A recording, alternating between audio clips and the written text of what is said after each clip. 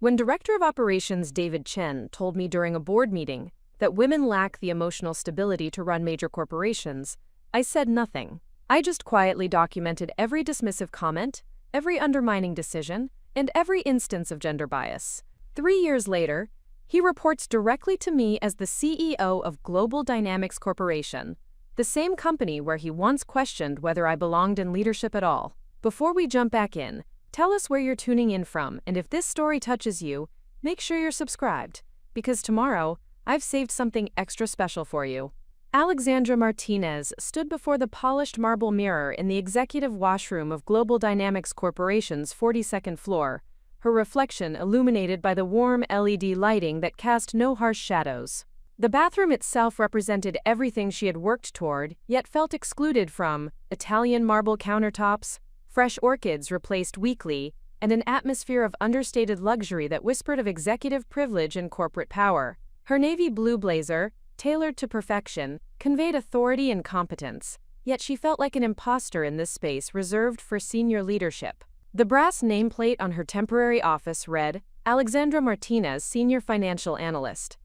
But the title felt insufficient to describe the complexity of her role or the scope of her contributions to the company's success. She had been occupying executive-level responsibilities while maintaining a mid-level designation, a common experience for ambitious women who found themselves managing upward while being held back from formal advancement. The reflection staring back revealed a woman who had carefully constructed her professional image to navigate corporate hierarchies that often questioned whether women possessed the requisite qualities for leadership positions.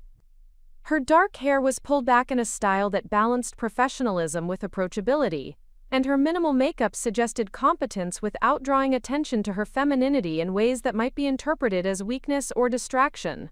Every detail of her appearance had been calibrated through years of observing which presentations of professional women were taken seriously, and which were dismissed as either too aggressive or insufficiently authoritative.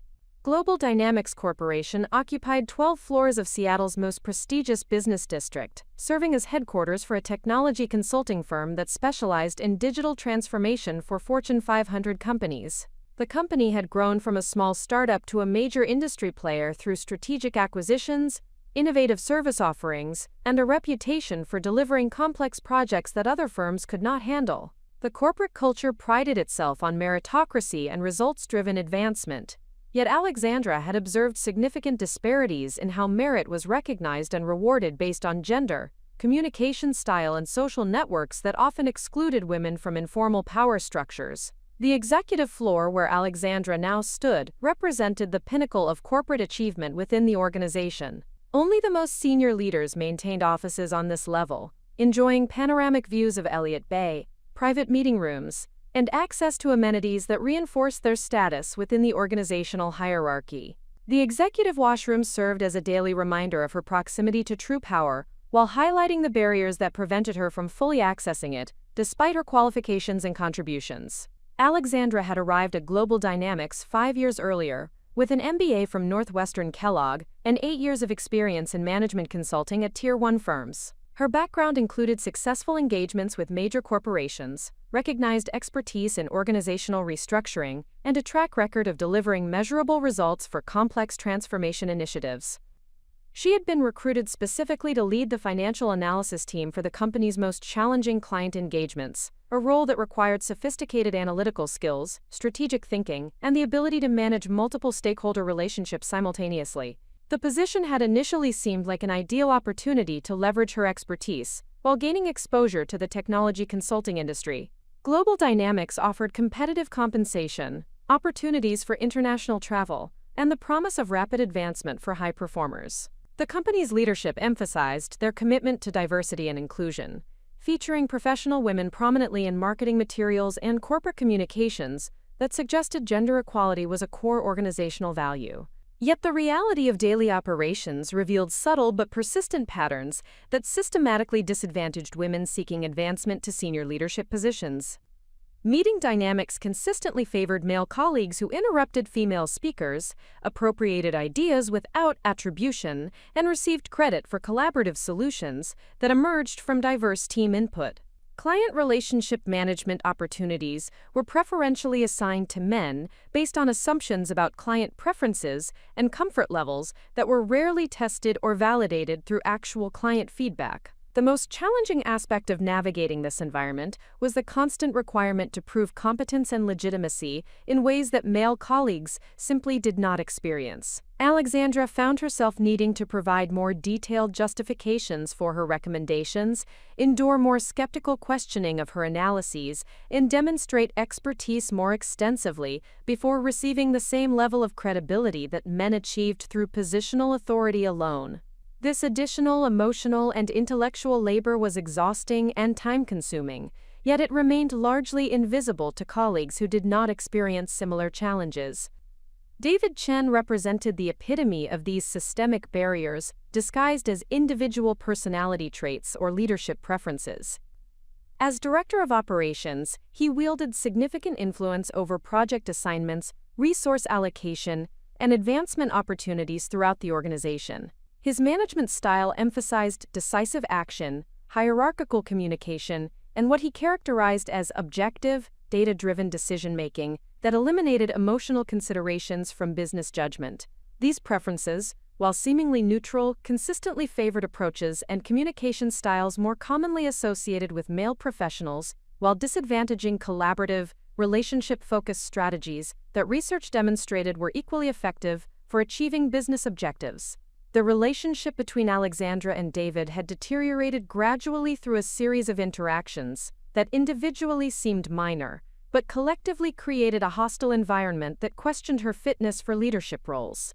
He routinely interrupted her during presentations, redirected questions about her analyses to male colleagues, and made subtle comments about emotional decision-making whenever she advocated for approaches that considered human factors alongside financial metrics.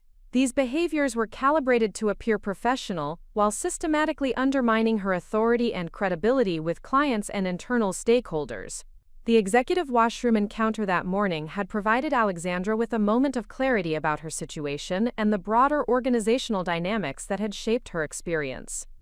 She had overheard a conversation between David and another senior leader discussing her candidacy for a promotion to Vice President of Strategic Planning, a position that would have provided the platform and authority to implement changes she believed were essential for the company's continued growth and competitive positioning. David's comments during this private conversation revealed attitudes about women in leadership that contradicted his public statements supporting diversity and inclusion. He had expressed concerns about her emotional stability during high-pressure situations, questioned whether clients would respect her authority, and suggested that her collaborative leadership style indicated weakness rather than strategic relationship management. Most damaging was his assertion that women fundamentally lacked the psychological makeup required for senior executive positions, particularly roles that involved tough decisions about layoffs, budget cuts, or strategic pivots that might negatively impact employee morale. These comments crystallized years of subtle discrimination into a clear pattern of gender bias that had been constraining her advancement despite exceptional performance reviews, client satisfaction scores, and measurable contributions to company profitability. Alexandra realized that her strategy of proving herself through superior performance and patient navigation of organizational politics had been fundamentally flawed, because it failed to address the underlying assumptions that prevented women from being perceived as legitimate candidates for senior leadership positions. The reflection in the executive washroom mirror showed a woman who had gradually internalized many of these limiting beliefs about her own capabilities and appropriate professional aspirations. She had learned to doubt her instincts, moderate her communication style, and accept that advancement would require extraordinary effort and patience compared to male colleagues with similar qualifications. The careful construction of her professional image represented an attempt to minimize gender-based objections to her advancement, yet this strategy had inadvertently reinforced the very stereotypes it was designed to overcome. Standing in this symbol of executive privilege, Alexandra experienced a profound shift in her understanding of her own potential and the strategies required to achieve her professional goals. The woman in the mirror was no longer someone seeking acceptance and validation from organizational gatekeepers who would never fully embrace her leadership potential. Instead, she saw someone with the knowledge, skills, and determination to challenge the systems that maintained artificial barriers to advancement, while creating opportunities for herself and other talented women who deserved recognition based on merit rather than gender-based assumptions.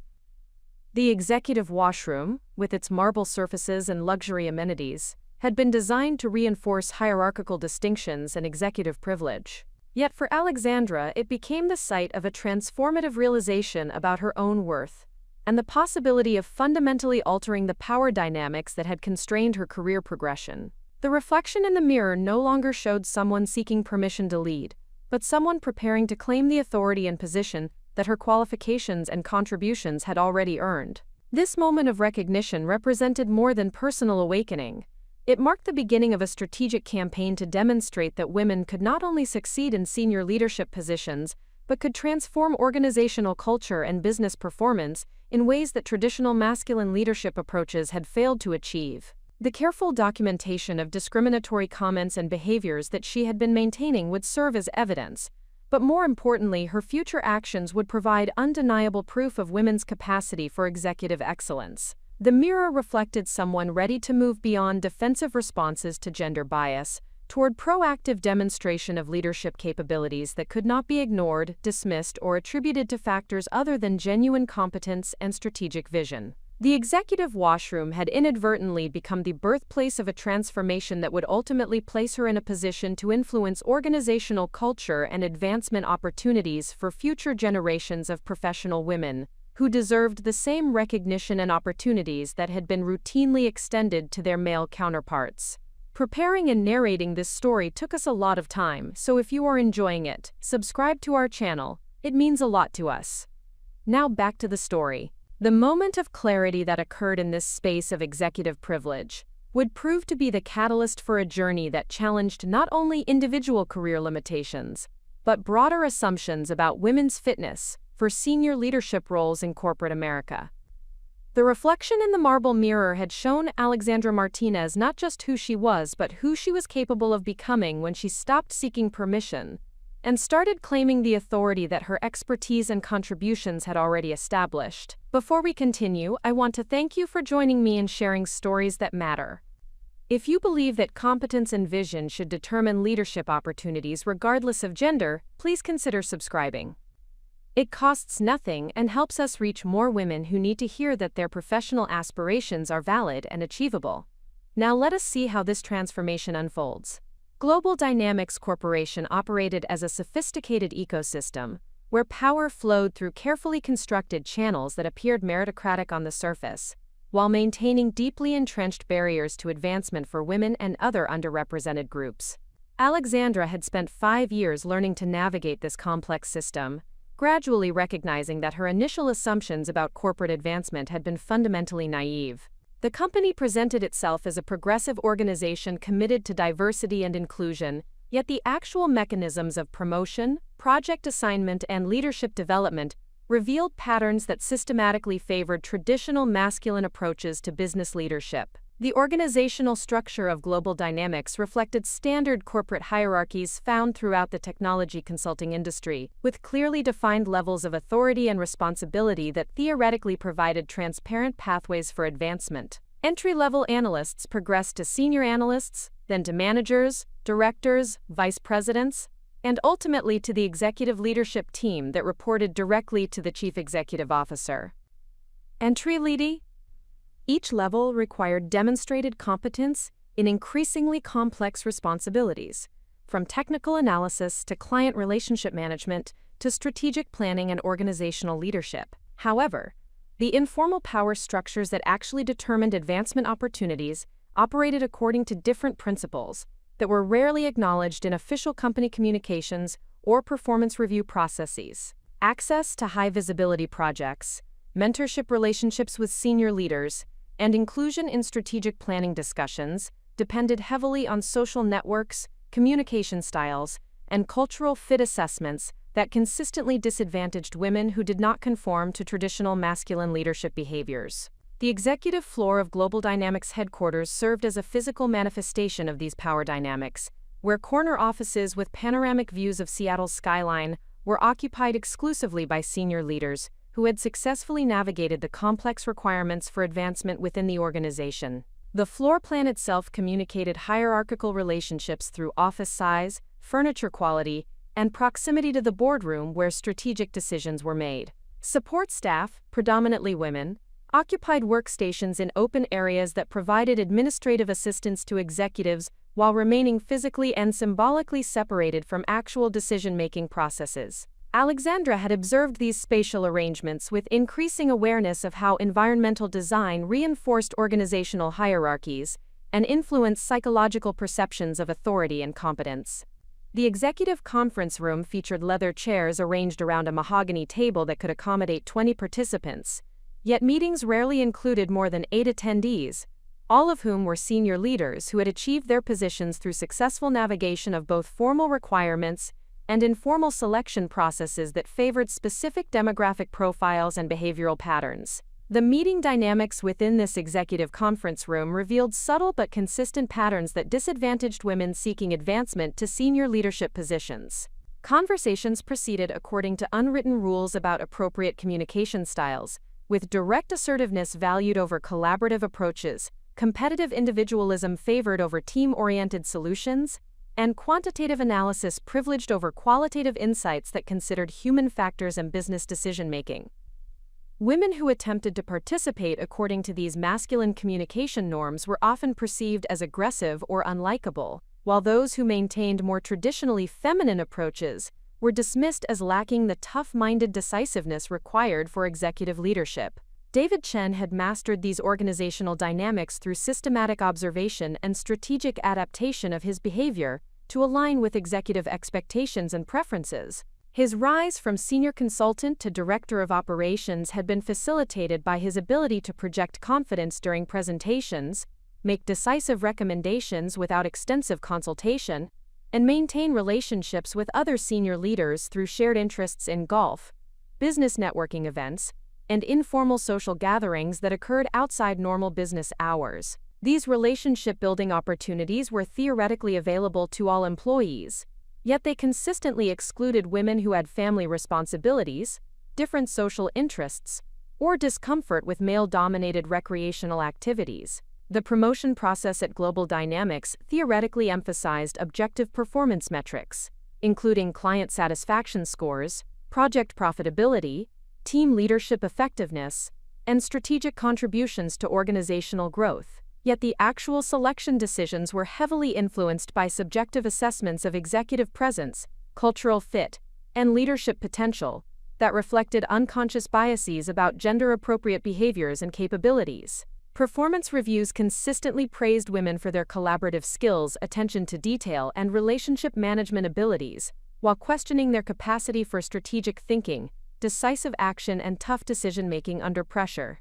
Alexandra had experienced these biased assessment patterns throughout her tenure at the company, receiving exceptional ratings for technical competence and client relationship management, while consistently being counseled to develop more assertive communication styles and strategic thinking capabilities. The feedback implied that her current strengths were valuable but insufficient for advancement to senior leadership positions that required different behavioral profiles and decision-making approaches. This developmental guidance positioned her gender-associated strengths as limitations rather than recognizing them as complementary capabilities that could enhance organizational effectiveness when combined with traditional masculine leadership approaches. The client engagement process at Global Dynamics provided additional evidence of systematic gender bias in opportunity allocation and recognition of professional competence. Major client relationships were typically managed by senior male leaders who were assumed to possess the gravitas and authority necessary for handling multi-million-dollar consulting engagements. Women were more commonly assigned to project management roles that required exceptional organizational skills and attention to detail, but provided limited visibility with client decision-makers and minimal opportunities for developing the external relationships that often led to career advancement opportunities. When women did participate in client presentations, they frequently encountered assumptions about their roles and capabilities that required constant navigation and correction. Clients often directed technical questions to male colleagues, even when women possessed superior expertise in relevant areas. Women's recommendations were subjected to more skeptical questioning and required additional validation from male team members before being accepted as credible. These patterns placed additional emotional and intellectual burden on women who had to prove their competence repeatedly, while managing the psychological stress of operating in environments where their authority was constantly questioned. The compensation structure at Global Dynamics reflected these differential treatment patterns through gender pay gaps that persisted across all organizational levels despite company policies promoting pay equity and transparent salary administration. Women consistently earned less than male colleagues with comparable experience, education, and performance ratings, with the disparities increasing at higher organizational levels, where subjective assessments of leadership potential played larger roles in determining compensation packages. Annual salary reviews provided opportunities to address these inequities, yet the incremental adjustments rarely eliminated existing gaps and failed to account for the cumulative impact of years of differential treatment. The networking opportunities that facilitated advancement at Global Dynamics occurred primarily through informal social interactions that systematically excluded women from important relationship-building activities. Business development efforts were frequently conducted at golf courses, private clubs, and after-hours social events that assumed participants had flexible schedules and interests, aligned with traditional masculine recreational preferences. Women who attempted to participate in these activities often found themselves marginalized through subtle social dynamics that made their presence feel awkward or inappropriate despite official inclusion policies. Professional development opportunities at Global Dynamics were theoretically available to all employees through structured programs, external training, and conference attendance that supported skill development and industry knowledge advancement. However, access to high-profile development experiences, including executive education programs and international assignments, was influenced by informal selection processes that favored employees who had established relationships with senior leaders and demonstrated cultural fit with organizational expectations. Women were more likely to be selected for programs focused on communication skills and emotional intelligence, rather than strategic leadership and business development opportunities that provided more direct preparation for executive advancement. The board of directors at Global Dynamics included 2 women among 12 total members, reflecting industry patterns of limited female representation in corporate governance roles.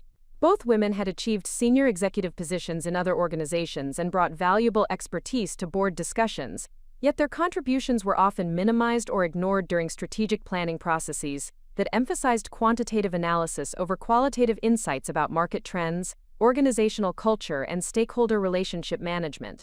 Their presence served primarily symbolic purposes that allowed the company to claim commitment to diversity while maintaining decision-making processes that reflected predominantly masculine perspectives on business strategy and organizational leadership. The company's diversity and inclusion initiatives represented well-intentioned efforts to address recognized problems with advancement opportunities for women and other underrepresented groups.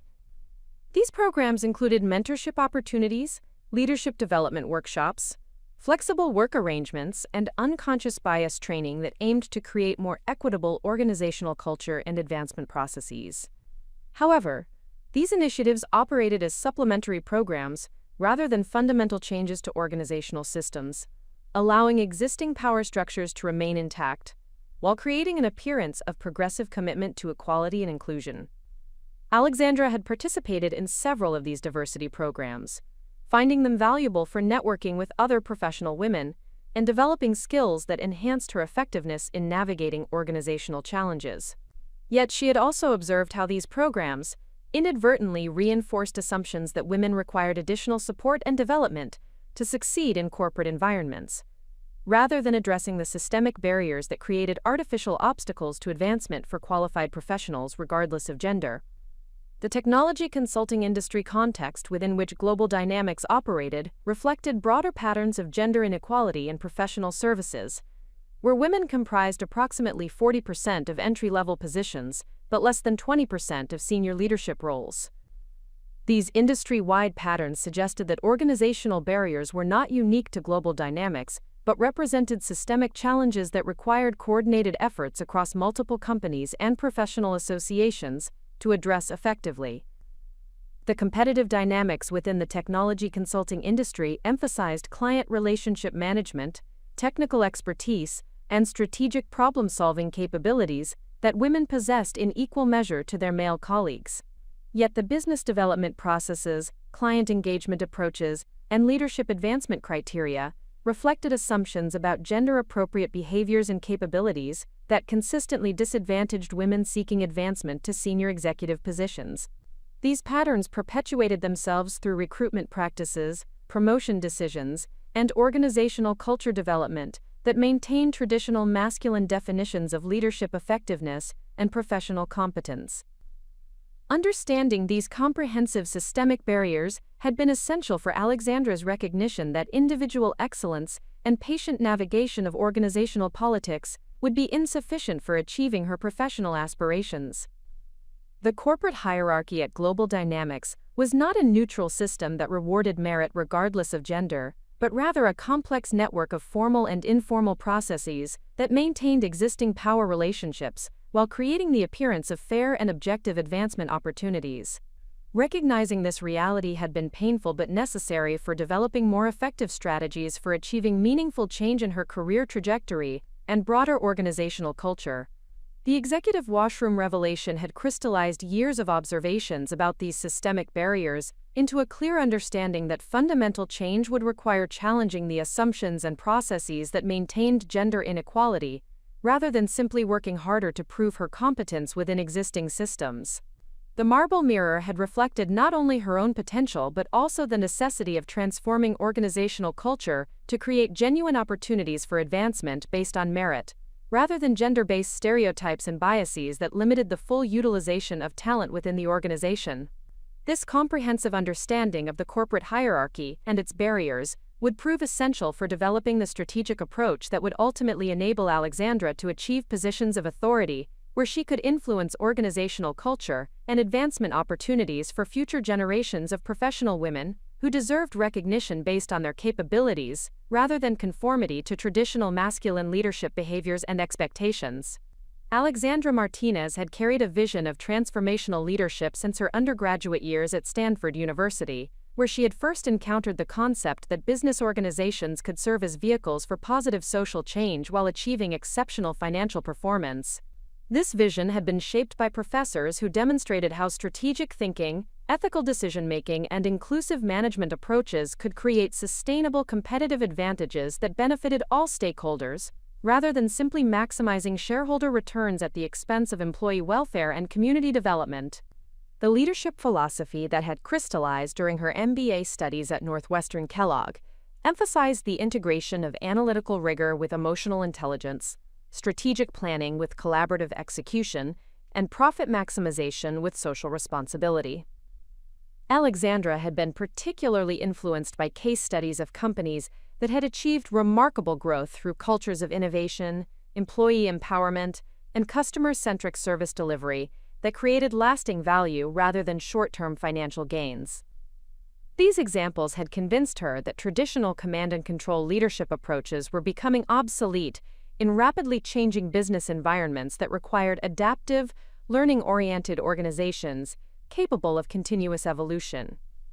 Her early career experiences at premier management consulting firms had provided opportunities to observe various leadership styles and organizational cultures across dozens of client engagements. These experiences had reinforced her conviction that the most successful companies were those led by executives who could balance competing priorities, navigate complex stakeholder relationships, and inspire teams to achieve extraordinary results through shared vision and collaborative effort rather than hierarchical authority and individual performance pressure. The vision that sustained Alexandra through years of corporate navigation involved creating an organizational culture where talent would be recognized and developed, regardless of gender, background, or communication style. She imagined leading a company where strategic decisions would be informed by diverse perspectives, where innovation would emerge from inclusive collaboration, and where success would be measured not only by financial metrics but also by employee engagement, client satisfaction, and positive impact on broader business communities.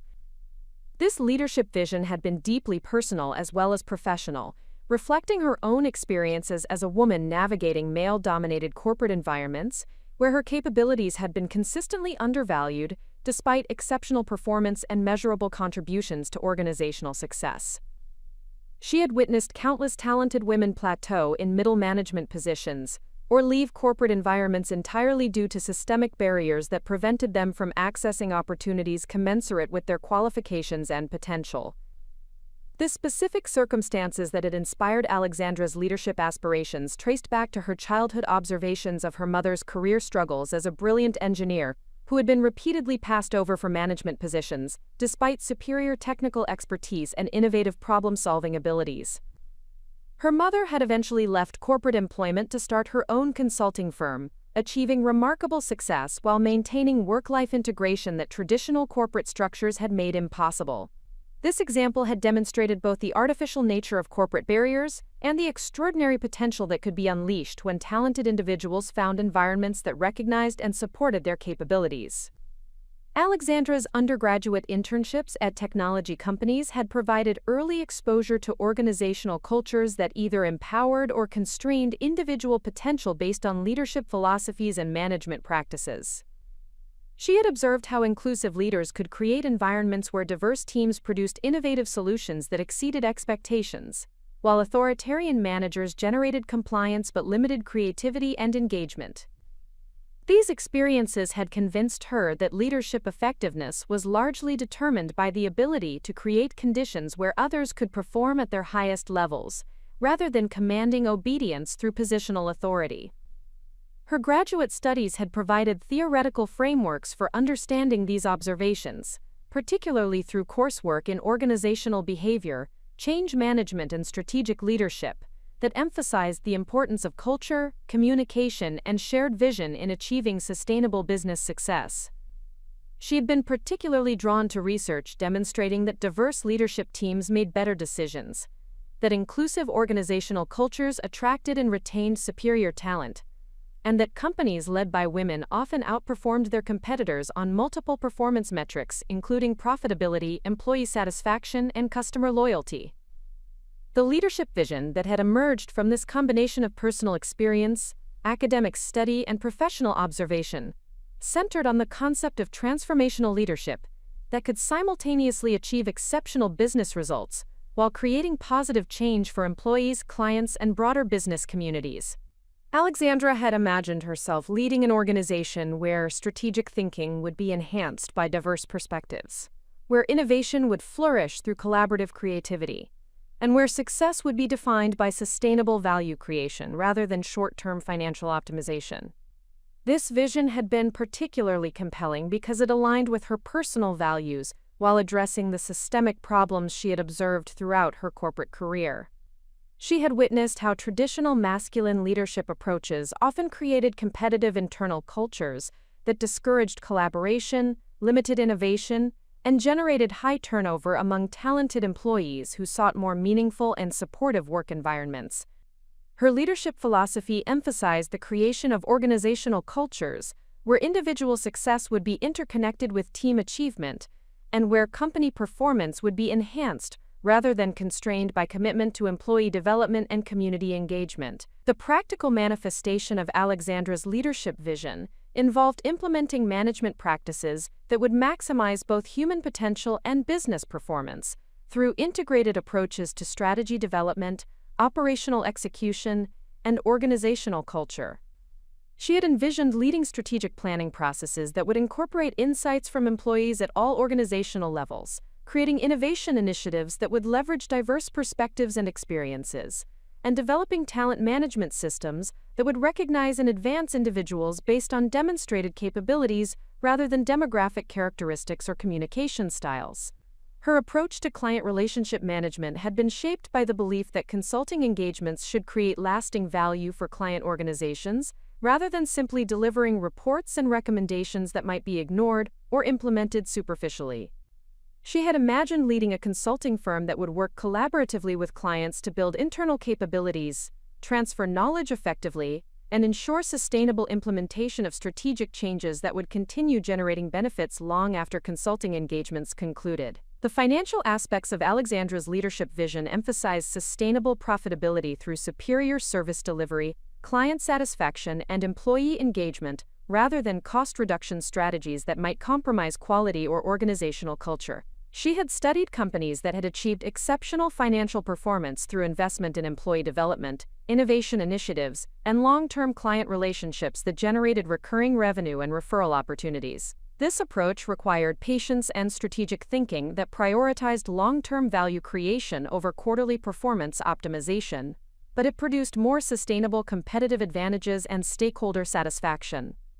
Alexandra's vision for organizational culture emphasized psychological safety, collaborative problem-solving, and continuous learning that would enable individuals and teams to perform at their highest levels, while maintaining personal well-being and professional satisfaction. She had observed how fear-based management approaches generated compliance, but limited creativity, innovation, and engagement, while supportive environments that encouraged calculated risk-taking and learning from failure produced superior results and employee retention. The community impact dimension of her leadership vision involved using business success as a platform for positive social change through responsible employment practices, community engagement initiatives, and industry leadership that would influence broader adoption of inclusive management approaches. Alexandra had been inspired by examples of companies that had used their market position and resources to address social problems, support educational initiatives, and demonstrate that business success and social responsibility were complementary rather than competing objectives.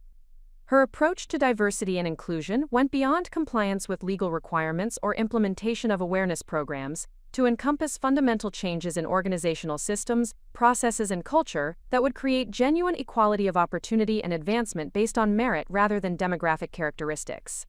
She had envisioned leading an organization where diverse perspectives would be valued for their contribution to better decision-making and innovation, rather than viewed as obstacles to organizational efficiency or cultural cohesion. The personal fulfillment that Alexandra anticipated from achieving her leadership vision involved the satisfaction of creating positive change for others, while demonstrating that women could be exceptionally effective executives who enhanced rather than compromised organizational performance. She had been motivated by the prospect of serving as a role model for other professional women who had experienced similar barriers and limitations, proving that gender-based assumptions about leadership capabilities were both inaccurate and counterproductive for organizations seeking sustainable success. Her vision had been sustained through years of organizational obstacles and personal setbacks by the conviction that her leadership approach could produce superior results compared to traditional masculine management styles that dominated most corporate environments.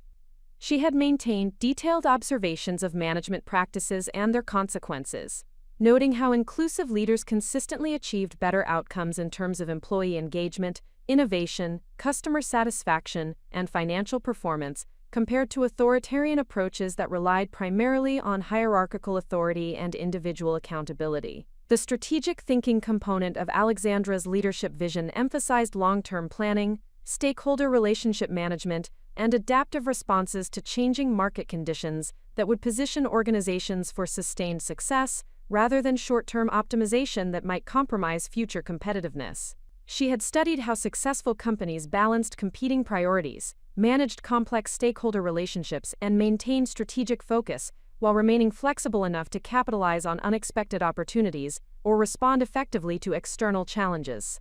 Her approach to talent development emphasized identifying and nurturing individual strengths while providing opportunities for growth and advancement that would benefit both employees and organizational performance. Alexandra had observed how traditional development approaches often attempted to correct perceived weaknesses rather than amplifying natural capabilities, resulting in mediocre performance and employee dissatisfaction. Her vision involved creating development systems that would help individuals maximize their unique contributions while building complementary teams that could achieve extraordinary collective results. The innovation aspects of Alexandra's leadership vision focused on creating organizational cultures that would encourage creative problem-solving, calculated risk-taking, and continuous improvement that would maintain competitive advantages in rapidly evolving business environments. She had studied how innovative companies fostered cultures where new ideas were welcomed, experiments were encouraged, and failures were treated as learning opportunities rather than reasons for punishment or career limitations. This comprehensive leadership vision had remained vivid and compelling despite years of organizational barriers and systematic exclusion from advancement opportunities that would have provided platforms for implementation. The vision served as both inspiration and source of frustration, reminding Alexandra of the positive impact she could create, while highlighting the artificial constraints that prevented her from accessing positions where transformational leadership could be implemented effectively. The persistence of this vision, through years of corporate obstacles, demonstrated both her commitment to positive change and her confidence that alternative leadership approaches could produce superior results when given genuine opportunities for implementation. The quarterly board meeting of Global Dynamics Corporation convened precisely at 9 o'clock on the morning of March 15 in the executive conference room that overlooked Elliott Bay through floor-to-ceiling windows. The mahogany table reflected the morning light streaming across Seattle's business district, creating an atmosphere of corporate gravitas that befitted discussions of strategic direction and organizational leadership for one of the region's most influential technology consulting firms. Alexandra Martinez had been invited to present the quarterly financial analysis and strategic recommendations that would inform critical decisions about market expansion, resource allocation, and executive succession planning for the coming fiscal year. The board composition reflected the traditional demographic patterns of corporate governance in the technology consulting industry, with 10 male members and 2 female representatives who brought distinguished credentials from successful careers in finance, operations, and strategic consulting. Estoib. Board Chairman Robert Steinberg had built his reputation through successful leadership of 3 major corporations, while the other members represented diverse expertise in areas including private equity, international business development, regulatory compliance, and digital transformation strategy. The collective experience around the table encompassed decades of corporate leadership and hundreds of billions in combined revenue management across multiple industries and geographic markets. Alexandra had spent 6 weeks preparing for this presentation, recognizing that the quarterly board meeting represented her most significant opportunity to demonstrate strategic thinking capabilities and executive presence to the individuals who would ultimately influence advancement decisions throughout the organization. Her analysis addressed market opportunities in emerging technology sectors, competitive positioning relative to industry leaders, operational efficiency improvements that could enhance profitability, and talent management strategies that could support sustainable growth while maintaining the organizational culture that had contributed to Global Dynamics' success in attracting and retaining exceptional professionals. The presentation materials included comprehensive financial modeling that projected revenue growth scenarios under different strategic assumptions, competitive analysis that identified opportunities for market share expansion, and operational recommendations that could improve project delivery efficiency while enhancing client satisfaction scores. Alexandra had integrated quantitative analysis with qualitative insights about industry trends, client preferences, and organizational capabilities that positioned Global Dynamics to capitalize on emerging opportunities, while mitigating potential risks associated with rapid expansion or strategic pivots. Her strategic recommendations emphasize the importance of inclusive leadership development, diverse team composition, and collaborative client engagement approaches that research demonstrated could enhance innovation, improve decision-making quality, and generate superior financial performance compared to traditional hierarchical management structures. The presentation incorporated case studies of companies that had achieved exceptional results through implementation of inclusive management practices, along with specific recommendations for organizational changes that could position Global Dynamics as an industry leader in both financial performance and progressive workplace culture. The initial reception of Alexandra's presentation had been positive, with board members asking thoughtful questions about implementation timelines, resource requirements, and potential challenges associated with the strategic recommendations. Several members commented favorably on the sophistication of her analysis and the practical feasibility of her proposed initiatives.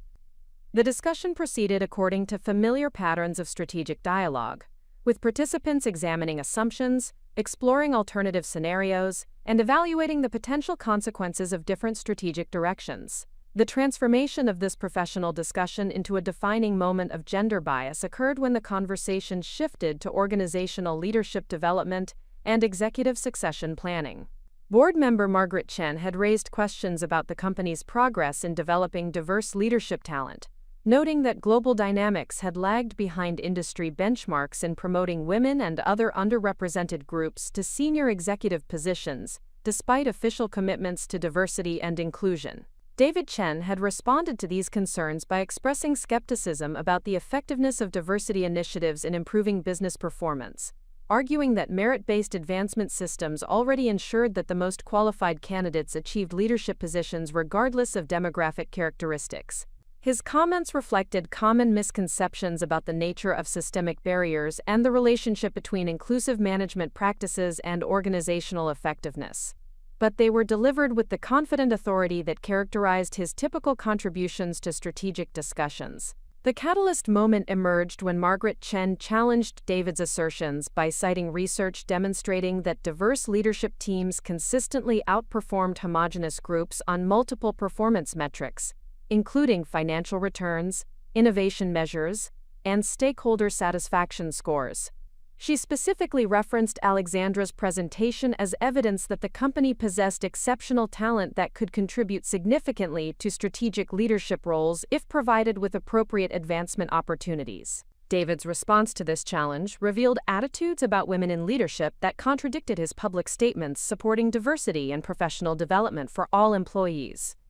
His voice carried the dismissive tone reserved for discussions of topics he considered peripheral to serious business strategy, and his body language conveyed impatience with what he apparently viewed as political correctness rather than strategic necessity. With all due respect, Margaret, I think we need to be realistic about the psychological and emotional requirements of senior executive positions, David stated while leaning back in his leather chair with the confident posture of someone who assumed his perspectives would be received as authoritative insights rather than personal opinions. The technology consulting industry operates under intense pressure, with demanding clients, tight deadlines, and high-stakes decisions that require leaders who can maintain objectivity and make tough choices without being swayed by emotional considerations. The conference room fell silent as board members processed the implications of his comments, recognizing that he was articulating assumptions about gender-based leadership capabilities that most organizations had officially rejected decades earlier. Alexandra felt her heart rate increase as she realized that David was about to reveal attitudes that would fundamentally alter her understanding of the barriers she had been navigating throughout her career at Global Dynamics. Women tend to approach business decisions with emotional frameworks that can compromise the analytical rigor required for effective strategic leadership, David continued, apparently oblivious to the shocked expressions appearing on several board members' faces. They often prioritize consensus building and relationship management over decisive action, which can be problematic when organizations need leaders who can implement difficult decisions quickly and efficiently. Margaret Chen interrupted with obvious displeasure, pointing out that research consistently demonstrated the effectiveness of collaborative leadership approaches, and questioning the factual basis for his assertions about gender-based decision-making patterns. Her intervention provided an opportunity for David to reconsider his statements and acknowledge the inappropriate nature of his generalizations, but instead he doubled down on his position with even more explicit claims about women's fundamental unsuitability for senior executive roles. Look, I'm not trying to be controversial here, but we have to acknowledge biological and psychological realities, David replied, with the patronizing tone of someone explaining obvious facts to colleagues who were apparently too naive or politically constrained to recognize them. Women are naturally more emotional in their decision-making processes, which makes them excellent at relationship management and team coordination, but less effective at the kind of tough-minded strategic thinking that CEO positions require. The silence that followed this statement stretched for what felt like minutes as board members exchanged glances that communicated shared disbelief at what they had just witnessed. Alexandra realized that David had inadvertently provided definitive evidence of the gender bias that had been constraining advancement opportunities throughout the organization, revealing attitudes that explained patterns of discrimination she had experienced but never been able to prove definitively. Furthermore, David continued, apparently interpreting the silence as agreement rather than shock, our clients expect to work with senior leaders who project authority and confidence in high-pressure situations. Women often lack the emotional stability required for managing crisis situations or delivering disappointing news to major clients. Their natural tendency toward empathy and relationship preservation can compromise the objective decision-making that consulting clients are paying for. Robert Steinberg finally broke the stunned silence by asking David to clarify whether he was suggesting that women were inherently incapable of effective executive leadership, providing him with another opportunity to modify his position or acknowledge the inappropriate nature of his comments. Instead, David seized this opening to articulate his position even more explicitly, apparently convinced that he was providing valuable strategic insights that the board needed to consider. I'm saying that we need to be honest about the psychological and emotional requirements of senior leadership positions, particularly in our industry where clients are predominantly male executives who expect to work with leaders who understand how to operate in competitive, results-oriented environments. David stated with the conviction of someone who believed he was sharing crucial strategic intelligence. Women can be excellent contributors at operational levels, but CEO positions require a different psychological makeup that emphasizes decisive action over collaborative consensus building. Alexandra watched this conversation unfold with a mixture of horror and fascination, recognizing that David was destroying his own credibility while simultaneously providing her with undeniable evidence of the systemic gender bias that had been shaping organizational decisions throughout her tenure at Global Dynamics. His comments were being recorded in official board meeting minutes, witnessed by distinguished corporate leaders who served on multiple boards, and delivered with sufficient clarity to eliminate any possibility of misinterpretation or denial. The board members' responses revealed the profound inappropriateness of David's statements and their recognition that his attitudes represented significant legal and ethical liabilities for the organization. Margaret Chen expressed outrage at his assertions and demanded immediate clarification of whether his views reflected broader organizational culture at Global Dynamics. Other board members asked pointed questions about how these attitudes might have influenced previous promotion decisions and whether the company faced potential discrimination lawsuits from employees who had been affected by similar biases. Robert Steinberg attempted to restore professional decorum by noting that David's comments reflected personal opinions rather than official company positions, but the damage had been done in terms of both board confidence in current leadership and legal exposure associated with documented discrimination. The meeting devolved into damage control discussions about potential consequences and necessary remedial actions, rather than the strategic planning that had been the original agenda. Alexandra recognized that this catalyst moment represented far more than personal vindication of her experiences with gender bias. David's public articulation of discriminatory attitudes provided definitive evidence that advancement barriers at Global Dynamics were not simply the result of unconscious bias or cultural misunderstandings, but rather reflected systematic exclusion based on explicitly sexist beliefs about women's capabilities and appropriate roles within corporate hierarchies. The implications of this revelation extended beyond Alexandra's individual career prospects to encompass fundamental questions about organizational culture, legal compliance, and the effectiveness of current leadership in creating environments where all talented employees could contribute to their full potential. The board would be required to investigate whether David's attitudes had influenced hiring decisions, promotion processes, project assignments, and other aspects of human resource management that could have created patterns of discrimination affecting multiple employees. The catalyst moment also created an unprecedented opportunity for Alexandra to demonstrate the leadership capabilities that David had claimed women did not possess. Her response to this crisis situation would be observed by board members, who now possessed clear evidence of existing problems and were seeking solutions that could restore organizational credibility while preventing future discrimination incidents. The executive conference room that had begun the morning as a symbol of traditional corporate authority had been transformed into the site of a revelation that would fundamentally alter power dynamics within Global Dynamics Corporation.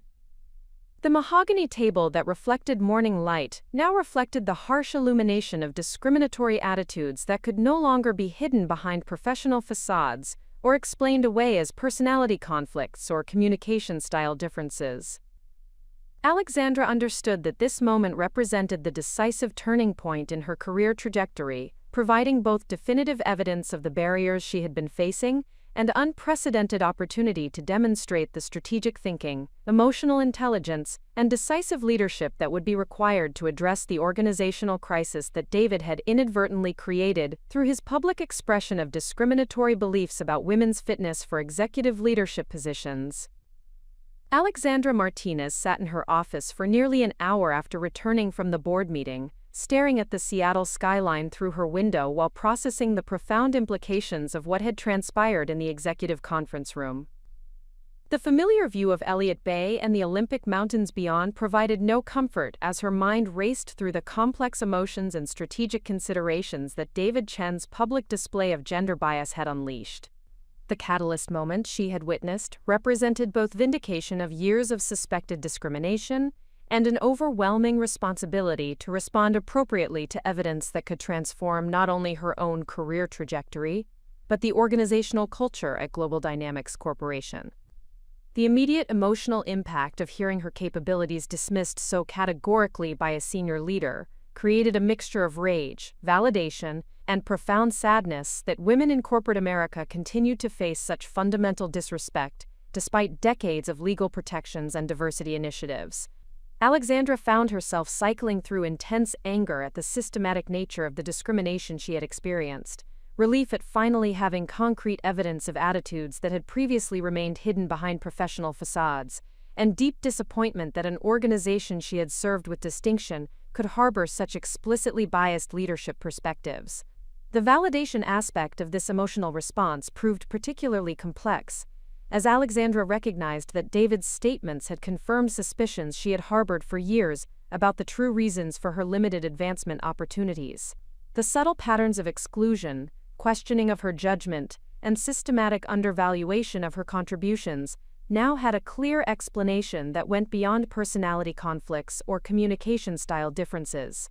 The discrimination had been intentional and systematic, based on fundamental beliefs about women's psychological and emotional unsuitability for executive leadership roles.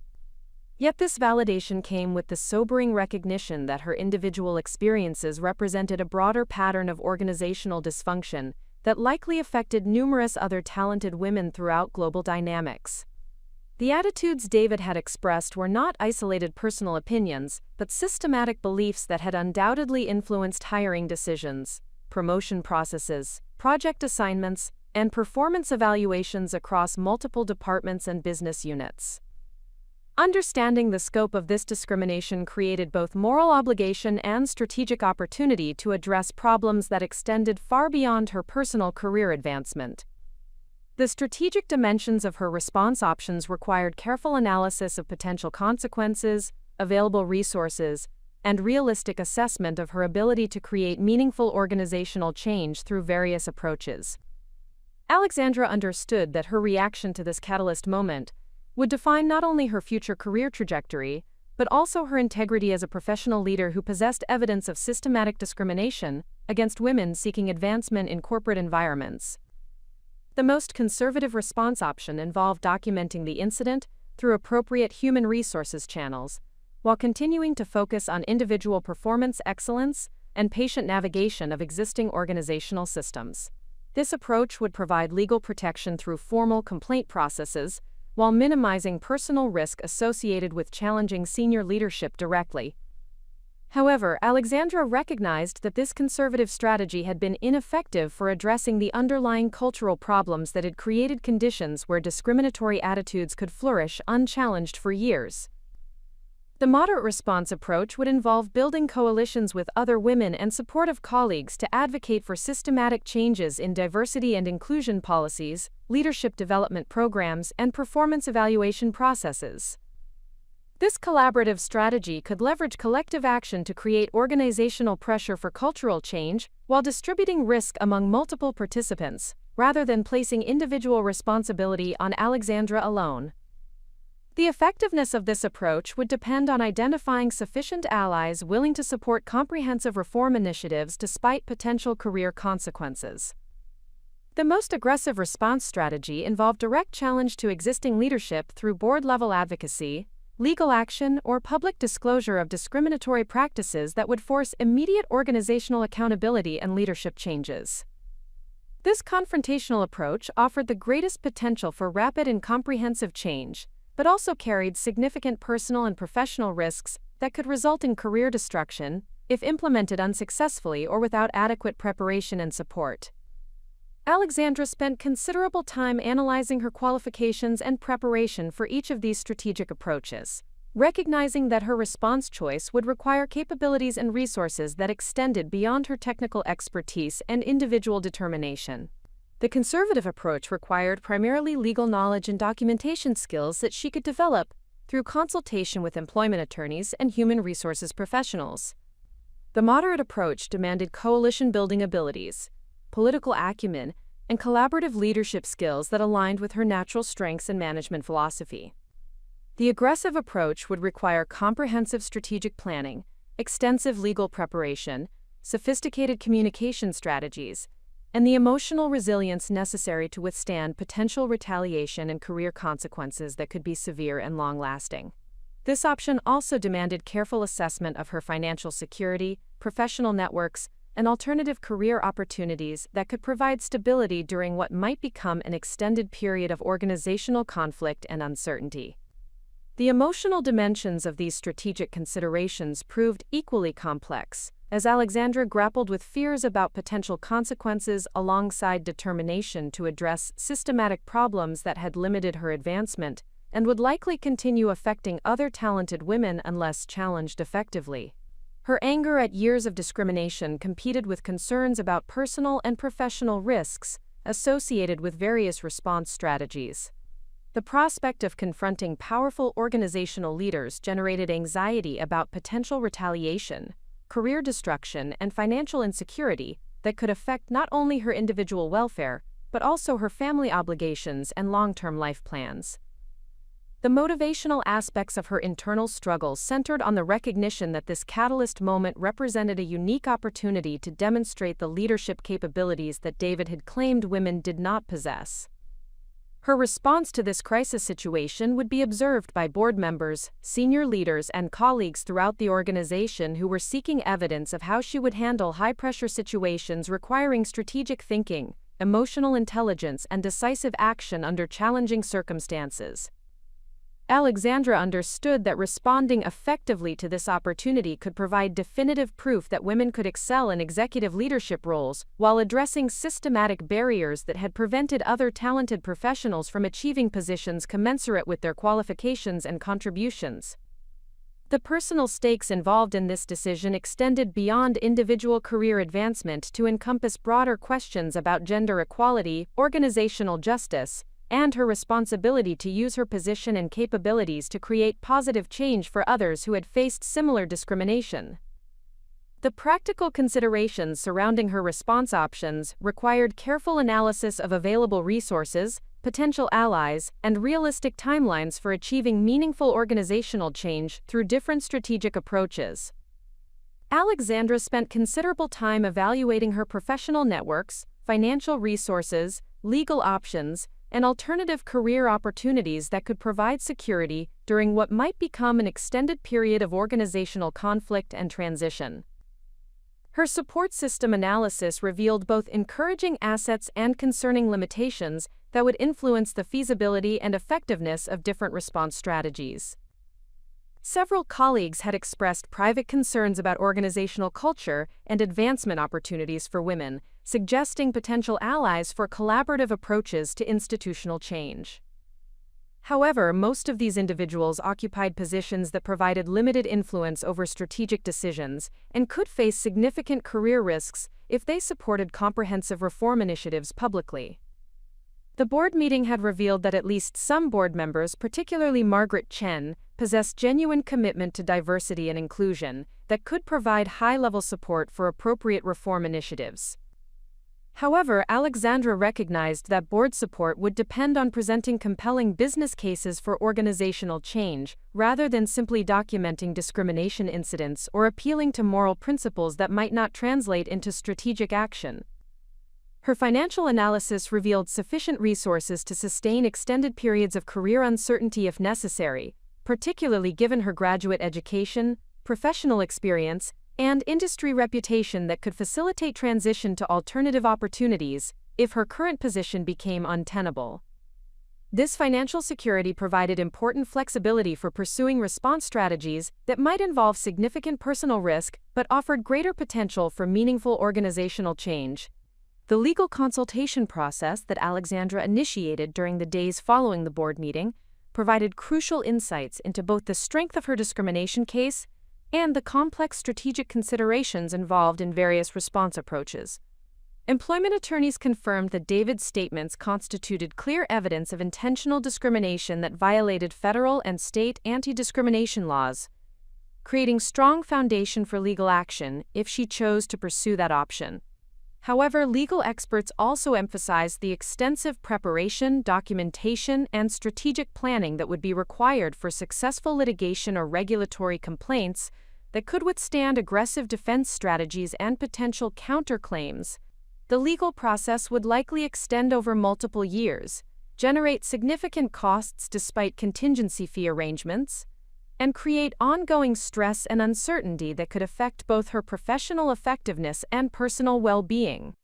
The attorney consultations also revealed alternative legal strategies that could provide protection and leverage without requiring immediate formal complaints or litigation.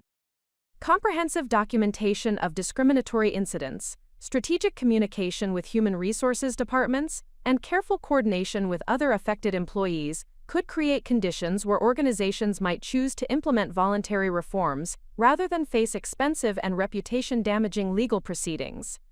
Alexandra's conversations with trusted mentors and advisors outside Global Dynamics provided additional perspectives on the strategic implications of her response options and the potential long-term consequences of different approaches. These discussions revealed both encouraging support for her leadership capabilities and sobering warnings about the career risks associated with challenging entrenched organizational power structures, particularly in industries where informal networks and reputation management remained crucial for advancement opportunities. The mentor feedback emphasized the importance of careful strategic planning, comprehensive preparation, and realistic assessment of potential outcomes before committing to any specific response approach. Several advisors recommended focusing on building documented evidence of her leadership effectiveness and business impact, while simultaneously developing alternative career opportunities that could provide security and advancement possibilities independent of her current organizational constraints. The internal struggle that characterized this decision-making process reflected the broader challenges faced by talented women navigating corporate environments where systematic discrimination coexisted with official policies promoting equality and inclusion. Alexandra recognized that her individual response to this catalyst moment would establish precedents and expectations that could influence how similar situations were addressed throughout the organization and potentially across the broader technology consulting industry. The weight of this responsibility created additional pressure beyond her personal career considerations, as she understood that effective response to David's discriminatory statements could create positive change for numerous other women, while ineffective handling of this opportunity might reinforce existing barriers and discourage future challenges to discriminatory practices. The moral dimensions of her decision-making process emphasized both the obligation to address systematic injustice and the practical necessity of choosing strategies that could realistically achieve meaningful change rather than simply providing emotional satisfaction through confrontational approaches that might ultimately prove counterproductive. The recognition that this catalyst moment represented her most significant opportunity to demonstrate transformational leadership capabilities gradually emerged as the decisive factor in Alexandra's strategic analysis. Her response to this crisis situation would provide definitive evidence of her ability to handle complex challenges, navigate difficult interpersonal dynamics, and develop strategic solutions that could address systematic problems while advancing organizational effectiveness and business performance. This understanding began to shift her internal struggle from defensive reactions to discriminatory treatment toward proactive planning for organizational transformation that could demonstrate women's exceptional capabilities for executive leadership, while creating conditions where future talented professionals could advance based on merit rather than gender-based stereotypes and biases.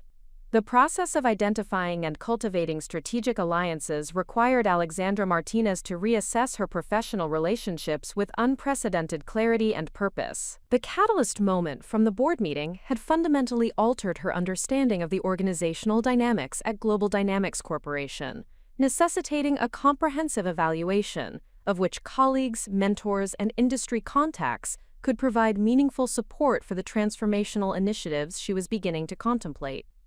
This analysis demanded careful assessment of individual motivations, organizational positions, potential risks, and strategic value that each relationship could contribute to efforts aimed at addressing systematic gender discrimination while demonstrating alternative approaches to corporate leadership. Margaret Chen emerged as the most significant potential ally within the board structure, given her demonstrated commitment to diversity and inclusion, evidenced by her direct challenge to David Chen's discriminatory statements during the quarterly meeting. As the founder and former chief executive officer of Chen Strategic Consulting, Margaret possessed extensive experience navigating gender bias in male-dominated industries, along with the credibility and influence necessary to advocate effectively for organizational change at the highest levels of corporate governance. Her board position provided access to strategic decision-making processes that could facilitate rapid implementation of policy changes and cultural initiatives designed to address systematic barriers to advancement for women and other underrepresented groups. Alexandra's initial approach to developing this relationship required delicate balance between professional respect for Margaret's senior position and genuine collaboration around shared concerns about organizational culture and advancement opportunities.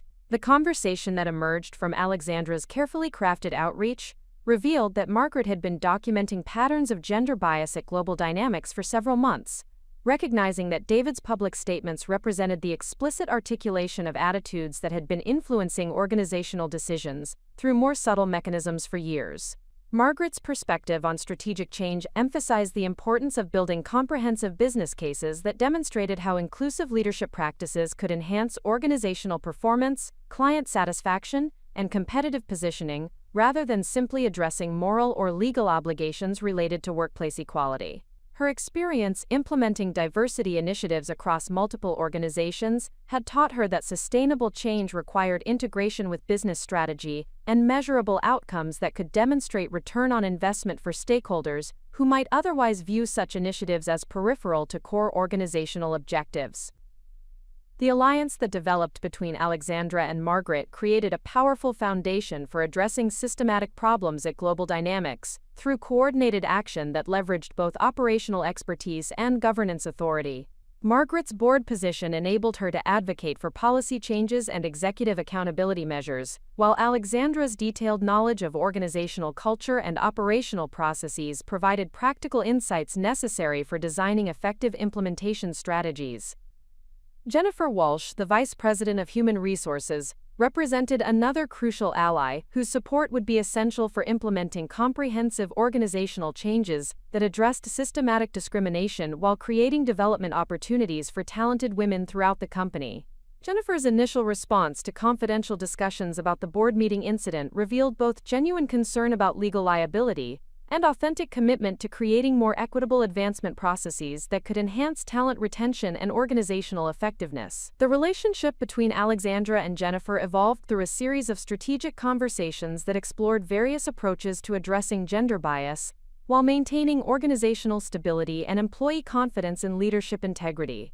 Jennifer's expertise in employment law, organizational development, and change management provided essential technical knowledge for designing initiatives that could withstand legal scrutiny while generating meaningful improvements in workplace culture and advancement opportunities.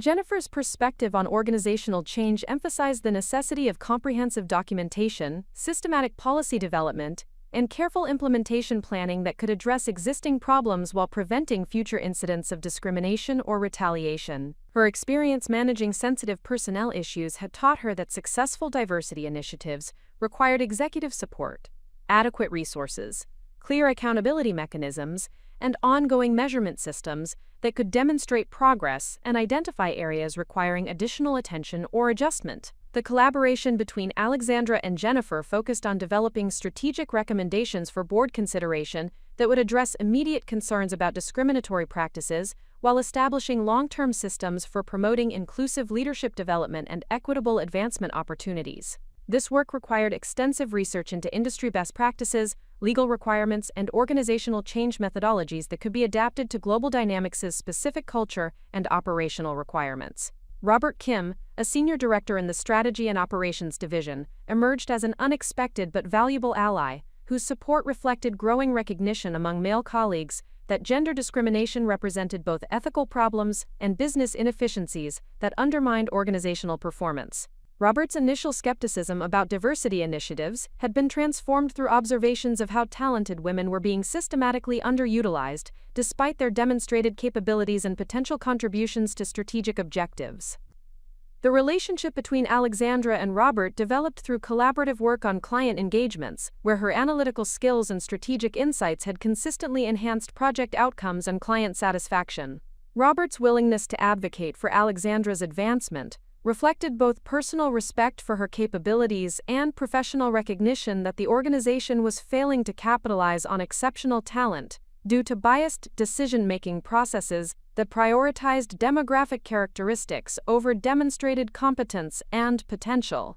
Robert's support proved particularly valuable because his advocacy came from a senior male colleague whose perspectives would be received differently by traditional organizational leaders, who might dismiss concerns raised by women as self-interested complaints rather than objective assessments of systematic problems. His willingness to document instances of gender bias and advocate for policy changes represented the type of allyship that research demonstrated was essential for creating sustainable organizational change around diversity and inclusion issues. The strategic alliance with Robert also provided Alexandra with insights into informal power networks and decision-making processes that operated outside official organizational structures, but significantly influenced advancement opportunities and resource allocation throughout the company. Robert's participation in these informal networks enabled him to advocate for Alexandra's recognition and advancement, while providing intelligence about resistance or support for diversity initiatives among other senior male colleagues. Sarah Nakamura, a talented project manager who had experienced similar patterns of discrimination and limited advancement opportunities despite exceptional performance, represented the type of coalition building that would be necessary for creating systematic organizational change, rather than simply addressing individual cases of bias or discrimination. Sarah's experiences paralleled Alexandra's observations about subtle but persistent barriers that prevented women from accessing leadership opportunities commensurate with their qualifications and contributions. The relationship between Alexandra and Sarah evolved from shared recognition of common challenges to strategic collaboration, aimed at documenting patterns of discrimination and developing recommendations for organizational changes that could benefit numerous talented women throughout global dynamics. Sarah's detailed observations of meeting dynamics, project assignment processes, and performance evaluation patterns provided additional evidence of systematic bias, while her client relationship management successes demonstrated women's capabilities for handling complex stakeholder relationships and strategic challenges. Sarah's perspective on organizational change emphasized the importance of creating support networks among women at different career levels who could share experiences, provide mutual mentorship, and advocate collectively for policy changes that addressed systematic barriers, rather than simply seeking individual accommodations or exceptions. Her vision for sustainable change included formal mentorship programs, leadership development initiatives, and advancement process modifications that could create equitable opportunities for future generations of talented women. The coalition that developed among Alexandra, Sarah, and several other professional women at Global Dynamics created a powerful foundation for advocating comprehensive organizational changes, while providing mutual support during what could become a challenging period of institutional transformation. This network enabled them to document patterns of discrimination more comprehensively, develop strategic recommendations collaboratively, and distribute the risks associated with challenging entrenched organizational practices among multiple participants rather than placing individual responsibility on any single person. Dr. Elena Rodriguez, Alexandra's former graduate school advisor and current dean at the University of Washington Business School, provided crucial external perspective and strategic guidance that complemented the internal support network developing at Global Dynamics.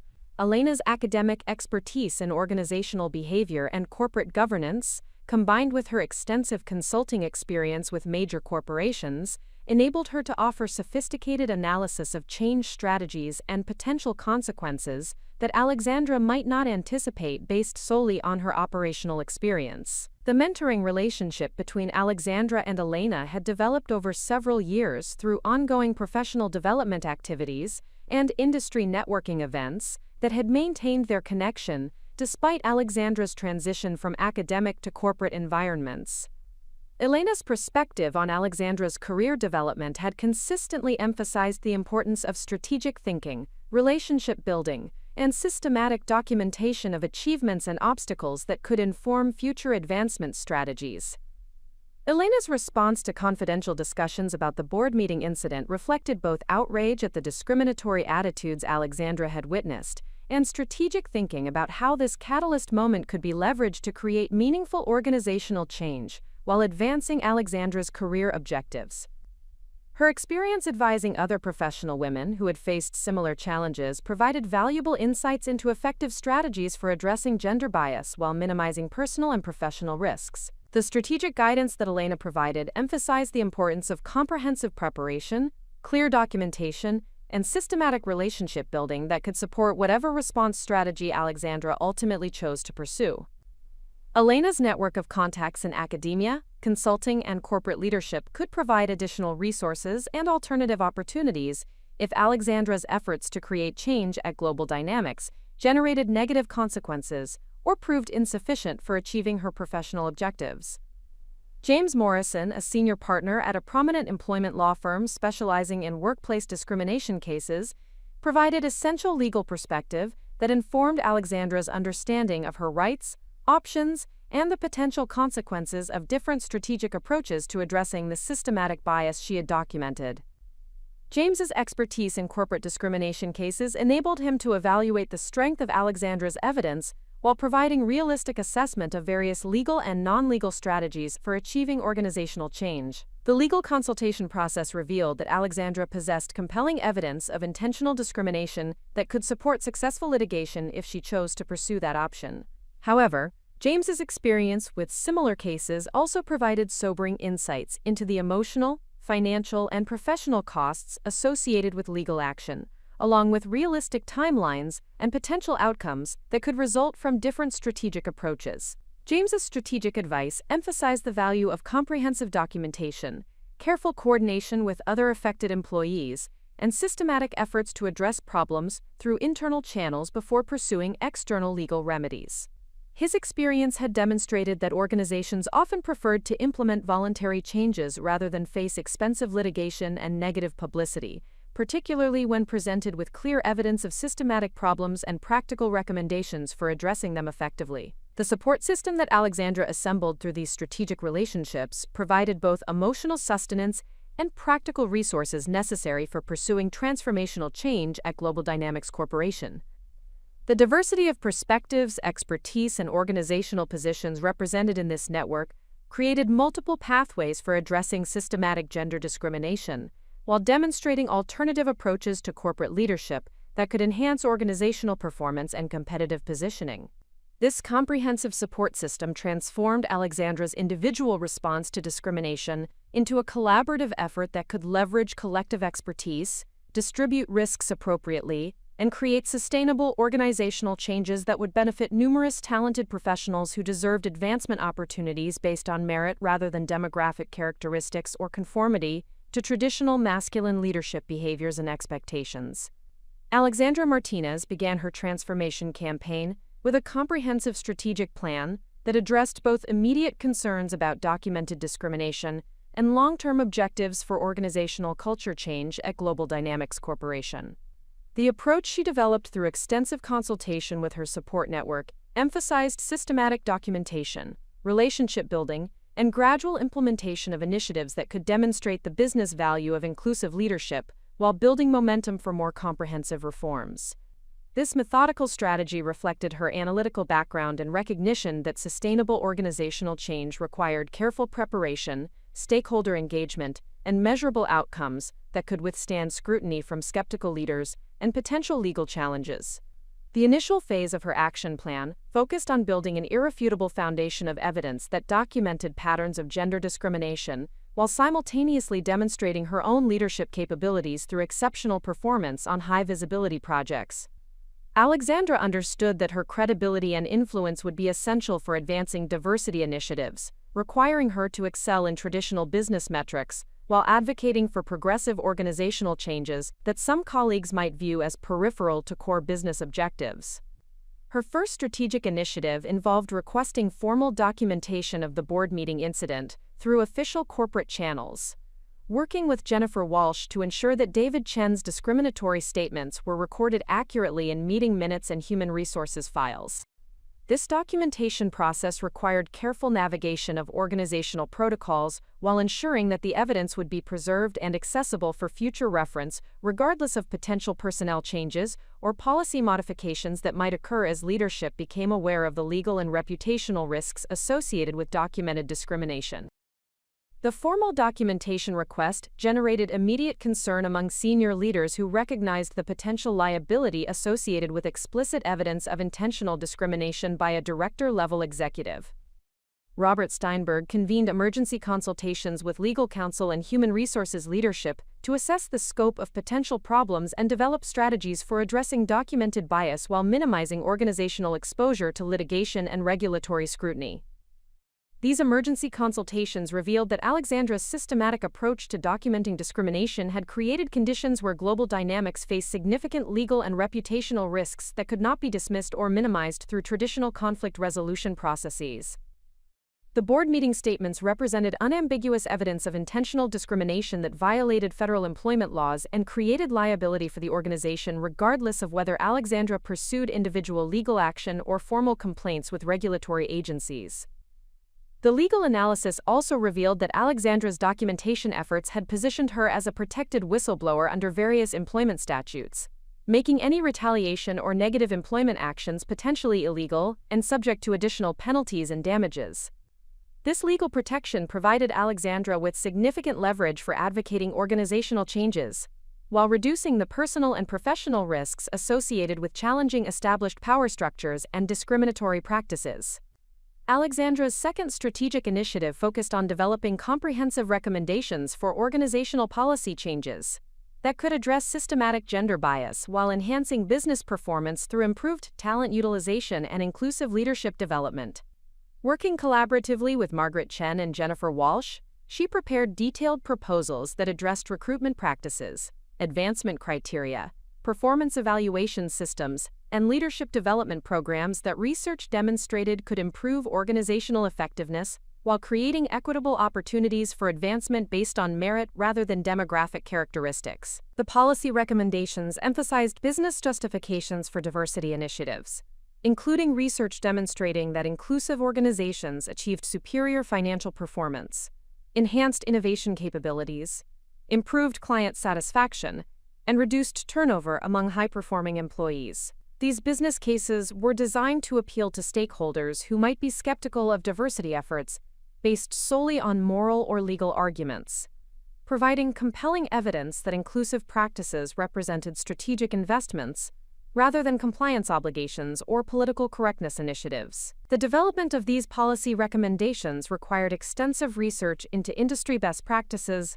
legal requirements, and organizational change methodologies that could be adapted to global dynamics' specific operational needs and cultural characteristics. Alexandra coordinated this research effort while maintaining her regular project responsibilities, demonstrating the time management and multitasking capabilities that would be essential for executive leadership roles.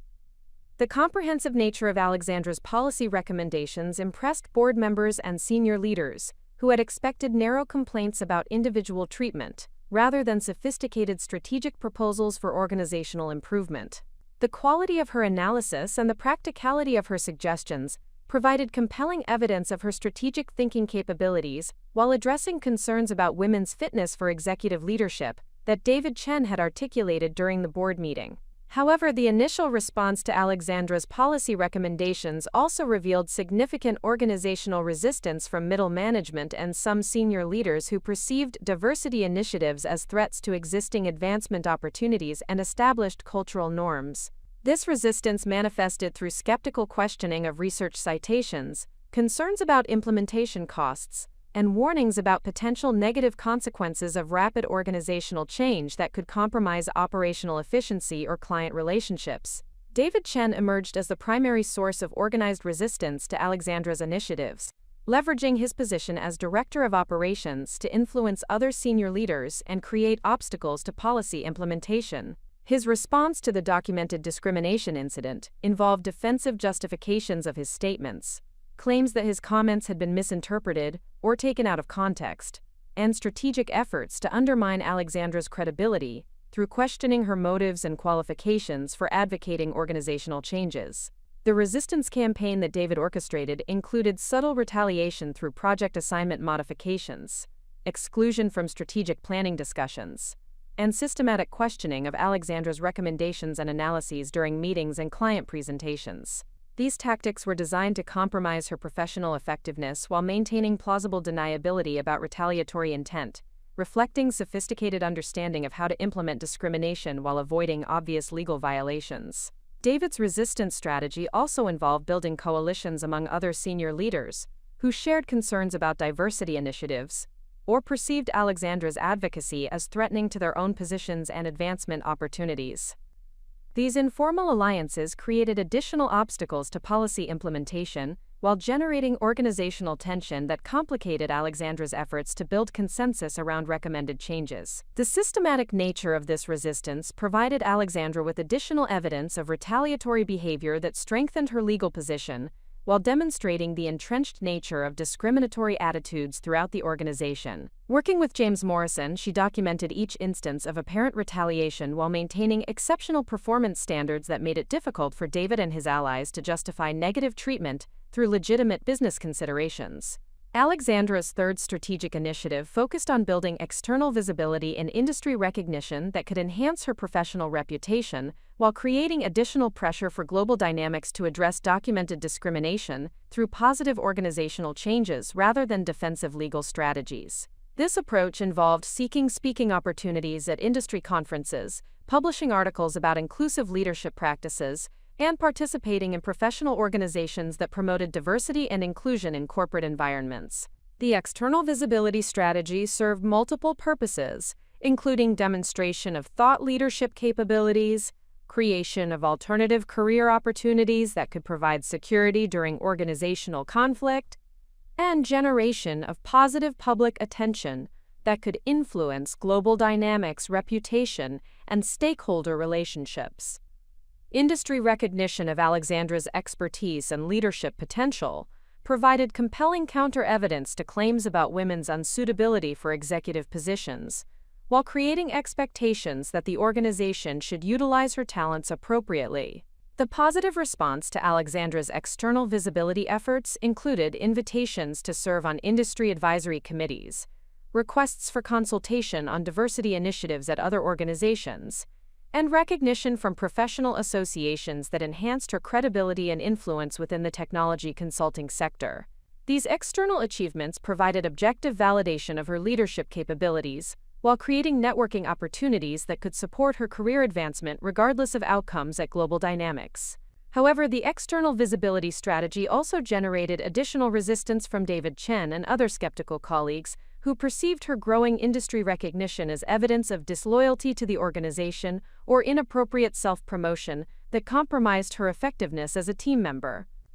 This criticism reflected common double standards that penalized women for self-advocacy behaviors that were praised when exhibited by male colleagues, providing further evidence of systematic gender bias in organizational culture and performance evaluation processes. Alexandra's fourth strategic initiative involved implementing informal mentorship and support programs for other women at Global Dynamics who had experienced similar barriers to advancement or discrimination in their professional development.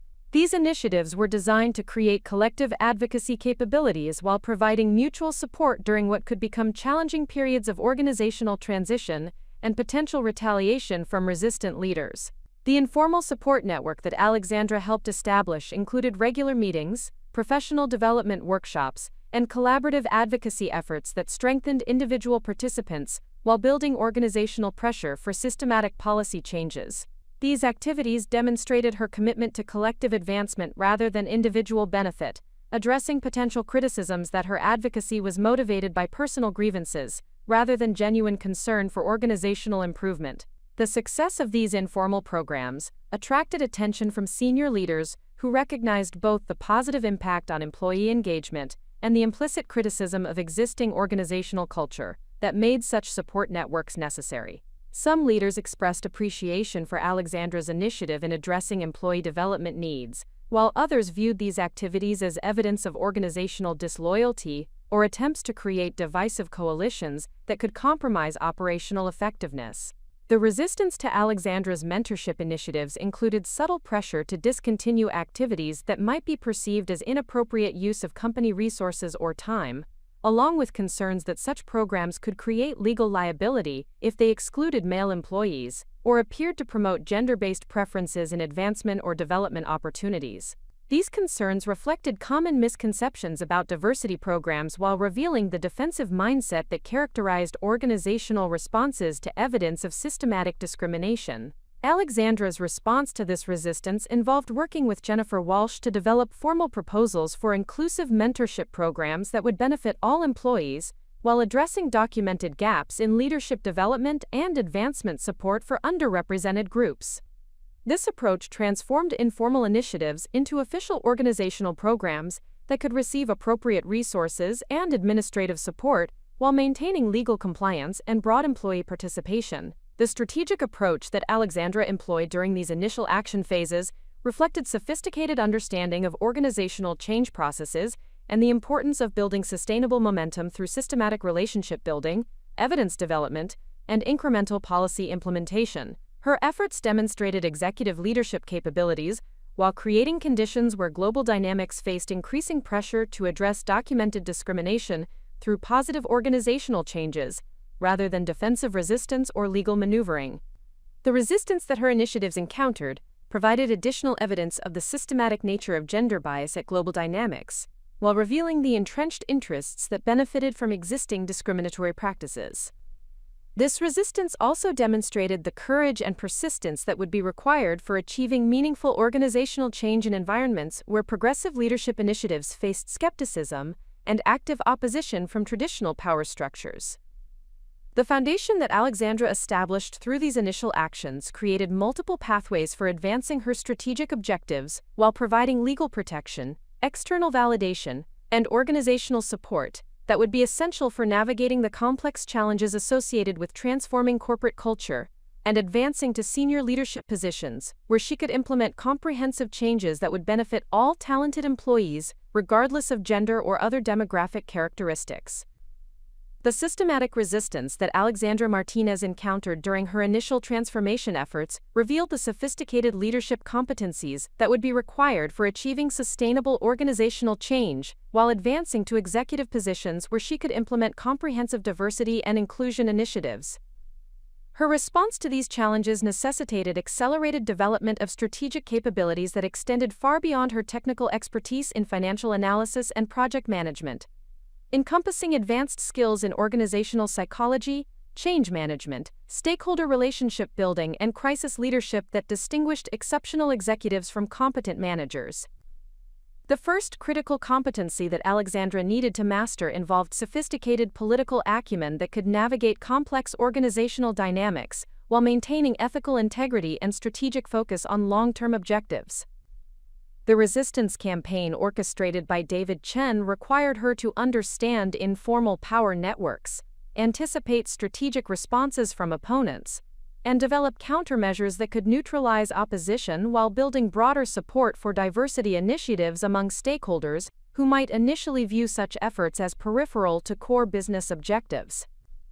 Her approach to developing political competency involved systematic observation of organizational decision-making processes, analysis of influence patterns among senior leaders, and strategic relationship building with key stakeholders who possessed authority to support or obstruct policy implementation.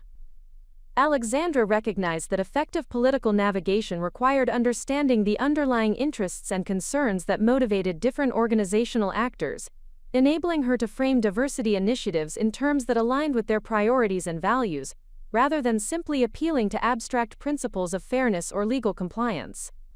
The practical application of these political insights involved careful timing of strategic communications, thoughtful selection of allies for specific initiatives, and sophisticated messaging that emphasized business benefits rather than moral imperatives when advocating for organizational changes. Alexandra learned to present diversity recommendations as strategic investments that could enhance competitive positioning, improve talent retention, and increase client satisfaction rather than compliance obligations that imposed costs without generating measurable returns. This political skill development required Alexandra to balance authenticity with strategic communication, maintaining her personal values and commitment to systemic change, while adapting her approach to resonate with audiences who possessed different perspectives and priorities. The competency involved learning to identify common ground with potential allies, address legitimate concerns raised by skeptical stakeholders, and maintain productive relationships even with individuals who opposed specific initiatives or questioned their necessity. The second essential competency involved mastering advanced communication strategies that could influence diverse audiences while maintaining credibility and building trust across organizational hierarchies. The resistance to her initiatives required Alexandra to communicate effectively with board members, senior executives, middle managers, and individual contributors who possessed varying levels of understanding about diversity issues and different perspectives on the relationship between inclusive practices and business performance. Her communications skill development emphasized the importance of audience analysis, message customization, and strategic use of data and narrative elements that could make complex concepts accessible and compelling to listeners with different educational backgrounds, professional experiences, and personal perspectives on organizational change.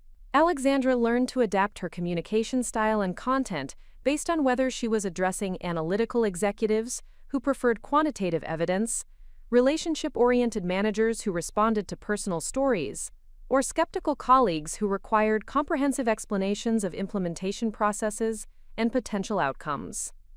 The practical application of these communication competencies involved developing multiple versions of diversity business cases that emphasized different benefits and addressed various concerns depending on audience characteristics and situational contexts. Alexandra became proficient at presenting financial arguments to executives focused on return on investment, operational benefits to managers concerned about team effectiveness, and strategic advantages to board members evaluating competitive positioning and long-term organizational sustainability.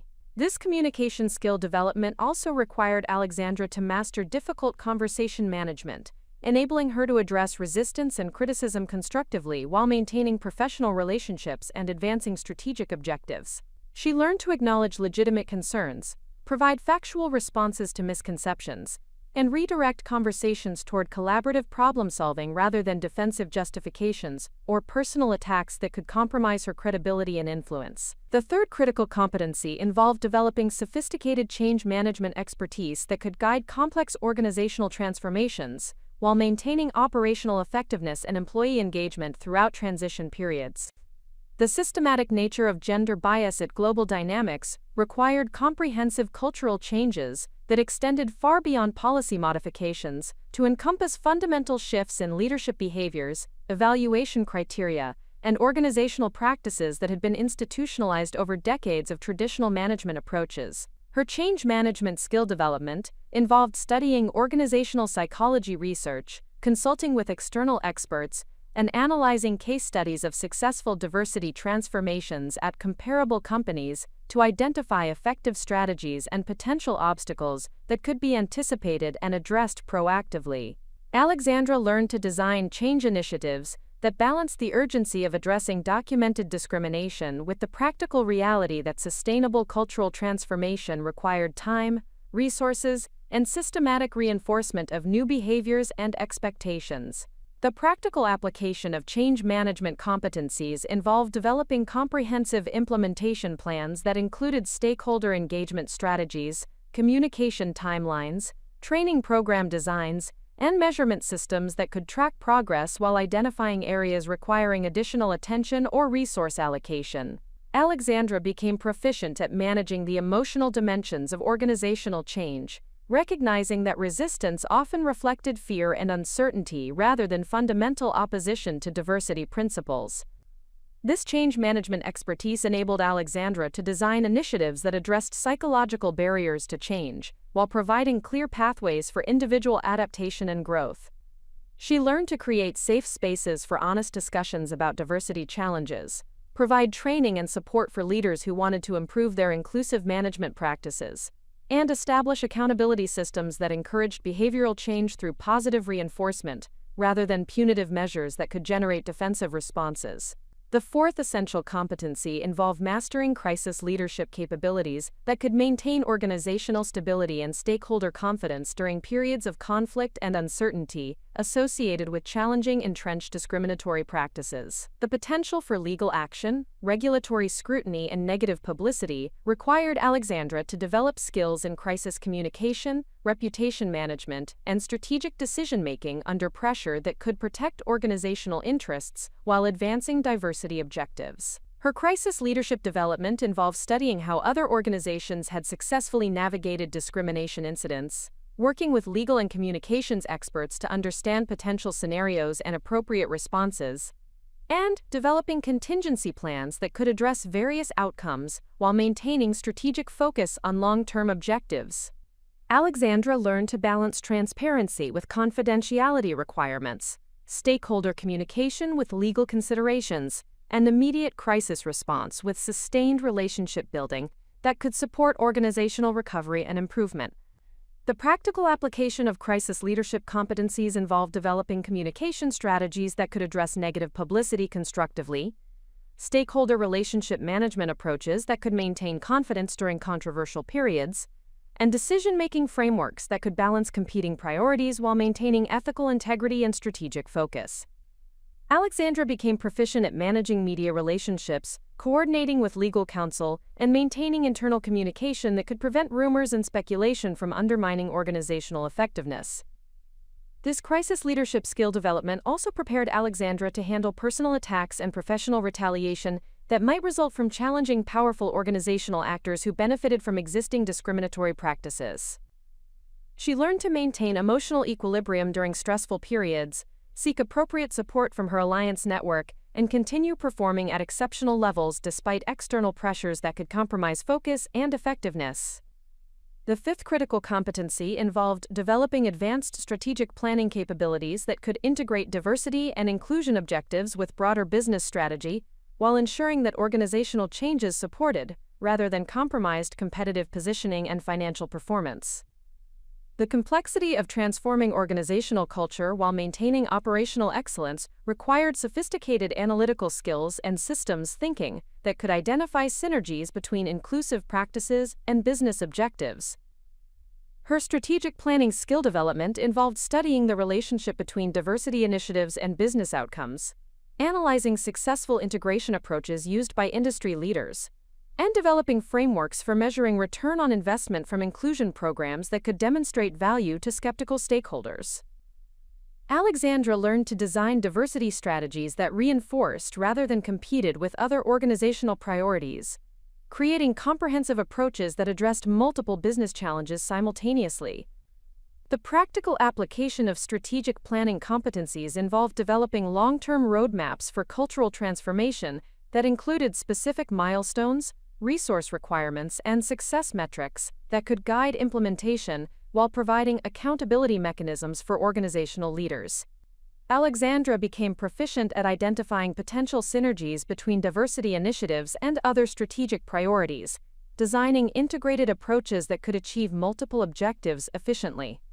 This strategic planning expertise enabled Alexandra to position diversity and inclusion as essential components of organizational strategy rather than separate initiatives that competed for resources and attention. She learned to demonstrate how inclusive practices could enhance innovation capabilities, improve client relationships, and strengthen competitive positioning, while addressing documented discrimination and creating equitable advancement opportunities. The competency development process that Alexandra undertook during this period required exceptional time management and personal discipline, as she maintained superior performance in her regular responsibilities while acquiring advanced leadership skills through formal education, professional development programs, mentorship relationships, and practical application in challenging organizational situations.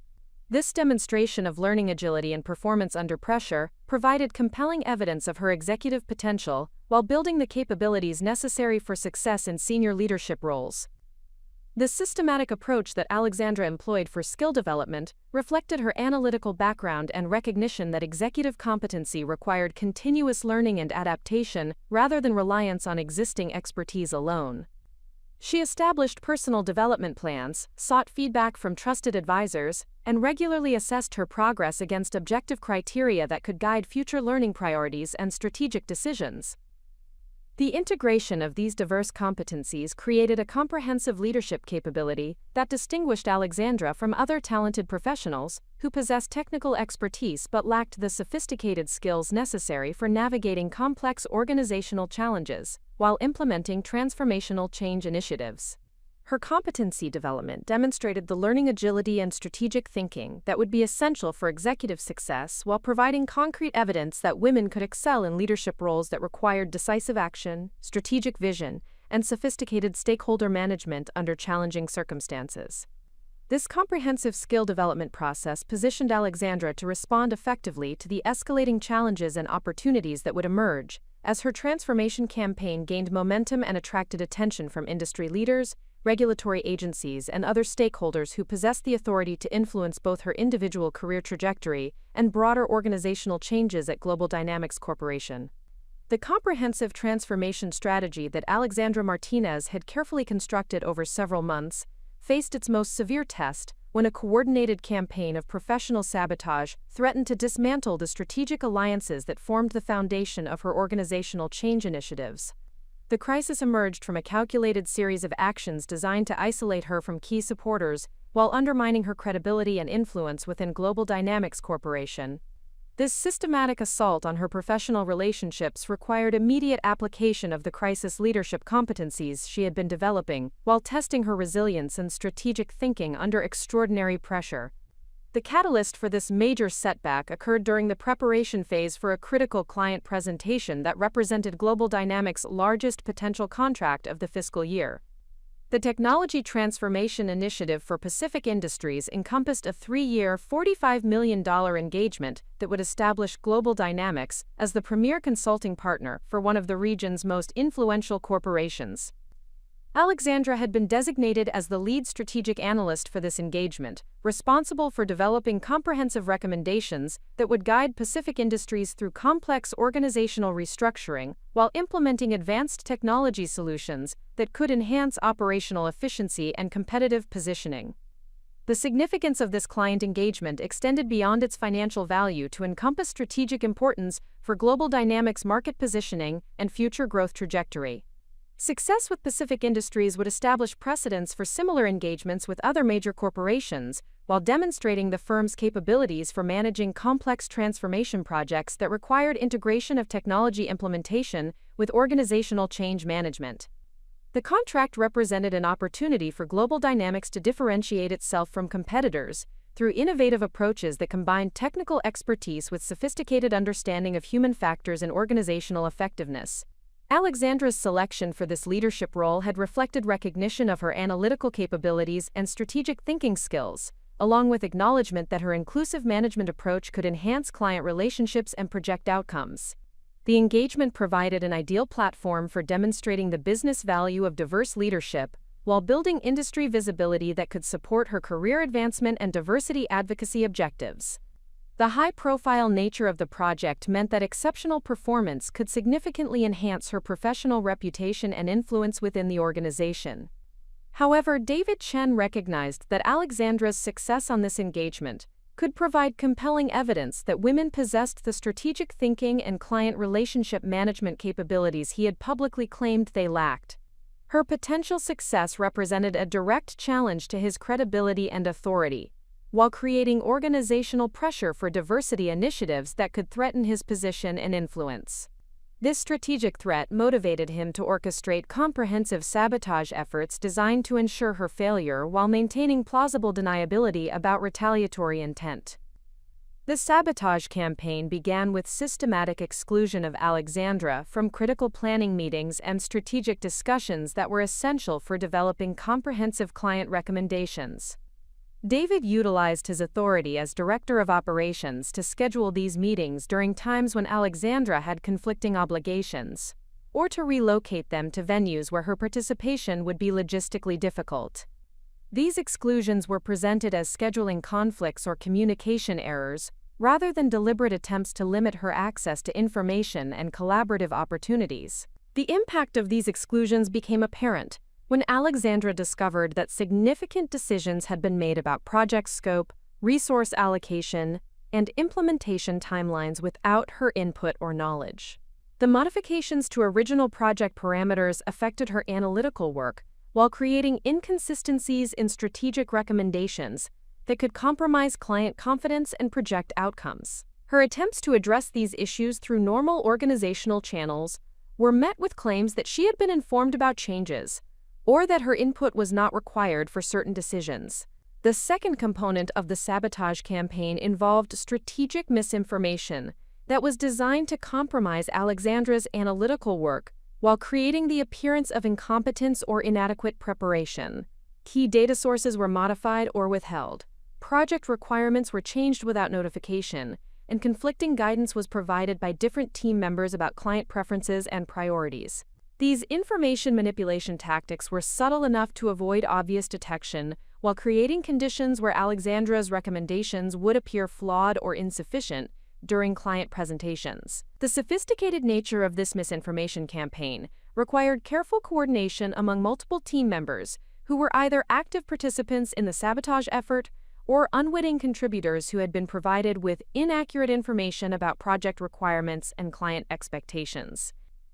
David Chen's position enabled him to control information flow and coordinate these efforts while maintaining the appearance of normal project management activities. The third element of the sabotage strategy focused on undermining Alexandra's relationships with key stakeholders who had previously provided support for her diversity initiatives and professional advancement.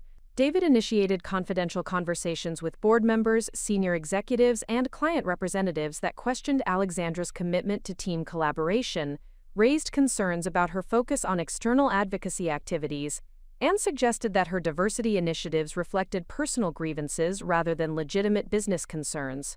These relationship sabotage efforts were particularly damaging because they exploited common stereotypes about women who advocated for workplace equality, portraying Alexandra as divisive, self-interested, or insufficiently focused on client service and organizational objectives. The conversations were structured to plant seeds of doubt about her professional judgment and team leadership capabilities, while appearing to express legitimate concerns about project management and organizational effectiveness. The cumulative impact of these sabotage efforts created a crisis situation where Alexandra faced potential failure on the most important project of her career, while simultaneously losing support from strategic allies who had been essential for advancing her diversity initiatives.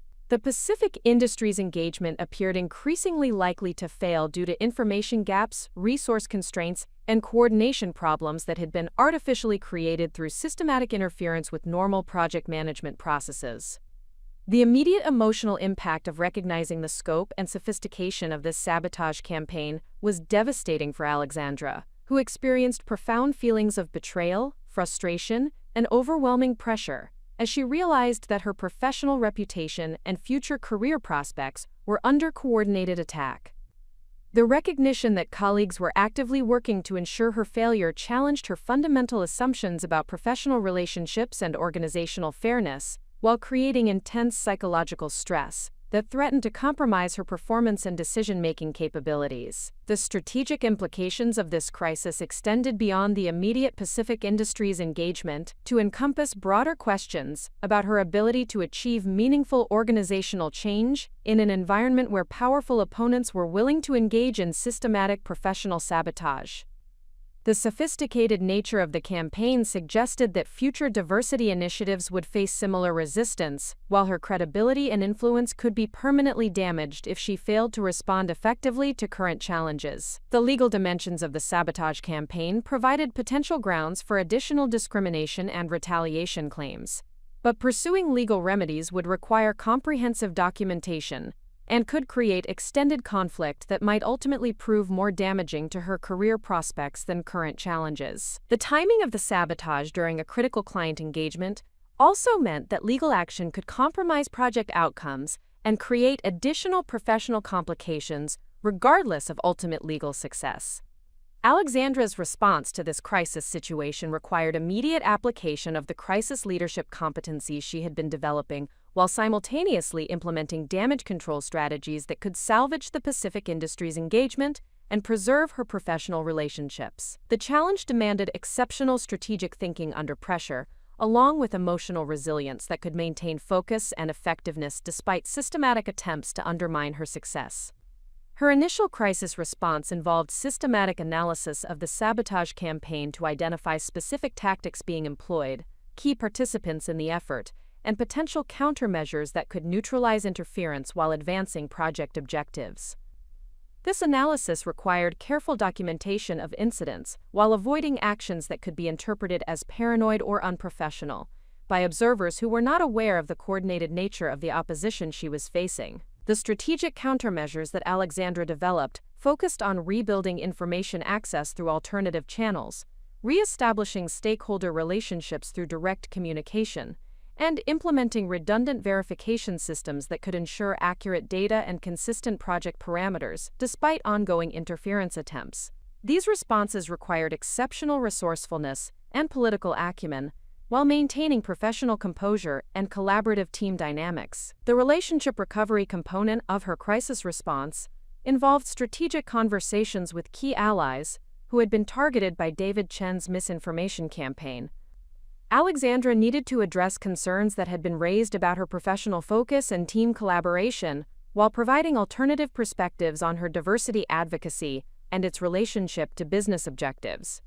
These conversations required careful balance between defensive explanations and proactive demonstration of continued commitment to client service and organizational success. The Pacific Industries project recovery efforts demanded extraordinary performance under pressure, as Alexandra worked to overcome artificial obstacles while delivering exceptional analytical work that could demonstrate her capabilities despite systematic attempts to ensure her failure. The challenge required her to exceed normal performance standards while managing additional stress and resource constraints that had been created through deliberate sabotage. The personal resilience required for navigating this crisis tested every aspect of Alexandra's character and professional development, while providing definitive evidence of her capacity for executive leadership under extremely challenging circumstances. Her response to systematic sabotage would determine not only the immediate outcomes of the Pacific Industries engagement, but also her future credibility and influence within Global Dynamics Corporation. The support system that Alexandra had carefully cultivated proved essential during this crisis period, as allies provided emotional encouragement, practical assistance, and strategic guidance that enabled her to maintain focus on solutions, rather than becoming overwhelmed by the scope and intensity of the opposition she was facing. The loyalty and commitment of these relationships during her most challenging period demonstrated the value of authentic collaboration and mutual support in achieving shared objectives despite organized resistance from entrenched interests. The crisis also revealed the sophisticated nature of organizational opposition to diversity initiatives, while providing compelling evidence that traditional approaches to workplace equality were insufficient for addressing systematic discrimination that operated through subtle but coordinated interference with normal business processes. The experience demonstrated that meaningful organizational change would require strategic thinking and political acumen that could anticipate and counter sophisticated resistance, while maintaining focus on positive outcomes that could benefit all organizational stakeholders.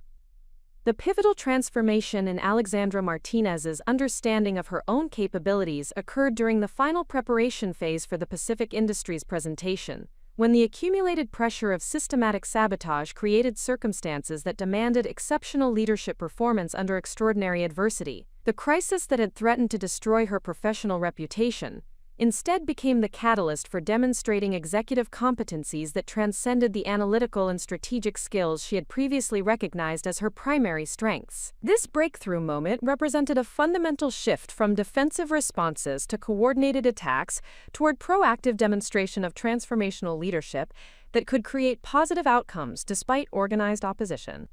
The immediate challenge that precipitated this breakthrough involved discovering 72 hours before the critical client presentation that essential project data had been corrupted and backup systems had been compromised through what appeared to be systematic interference rather than technological failures. The scope of data loss encompassed financial models, competitive analyses, and implementation timelines that represented months of analytical work and formed the foundation of Global Dynamics' strategic recommendations for Pacific Industries' Technology Transformation Initiative. Alexandra's initial response to this crisis reflected the analytical problem-solving approach that had characterized her professional methodology throughout her career at Global Dynamics Corporation.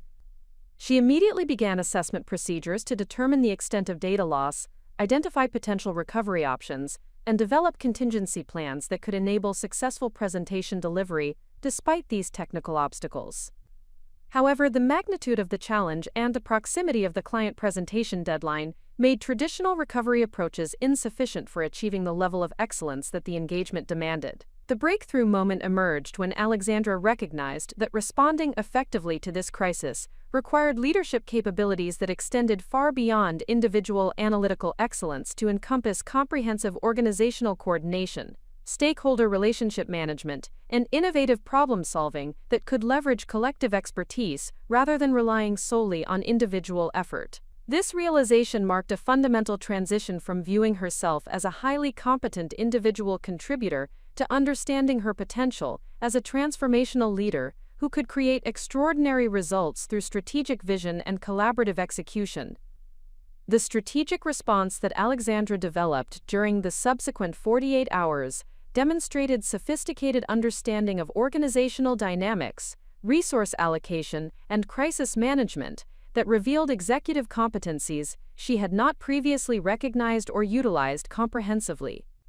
Rather than attempting to recover lost data through traditional technical approaches, she implemented an innovative collaborative strategy that leveraged the diverse expertise and perspectives of team members who had been systematically excluded from previous coordination efforts due to David Chen's interference. This collaborative approach involved convening emergency strategy sessions that brought together technical specialists, industry experts, and client relationship managers who possessed complementary knowledge that could substitute for lost analytical work, while potentially creating superior recommendations through integrated perspectives that had not been available through traditional project management structures. Alexandra's leadership of these sessions required exceptional facilitation skills, strategic thinking under pressure, and the ability to synthesize diverse inputs into coherent strategic recommendations within extremely compressed timeframes. Up next, you've got 2 more standout stories right on your screen. If this one hit the mark, you won't want to pass these up. Just click and check them out. And don't forget to subscribe and turn on the notification bell so you don't miss any upload from us.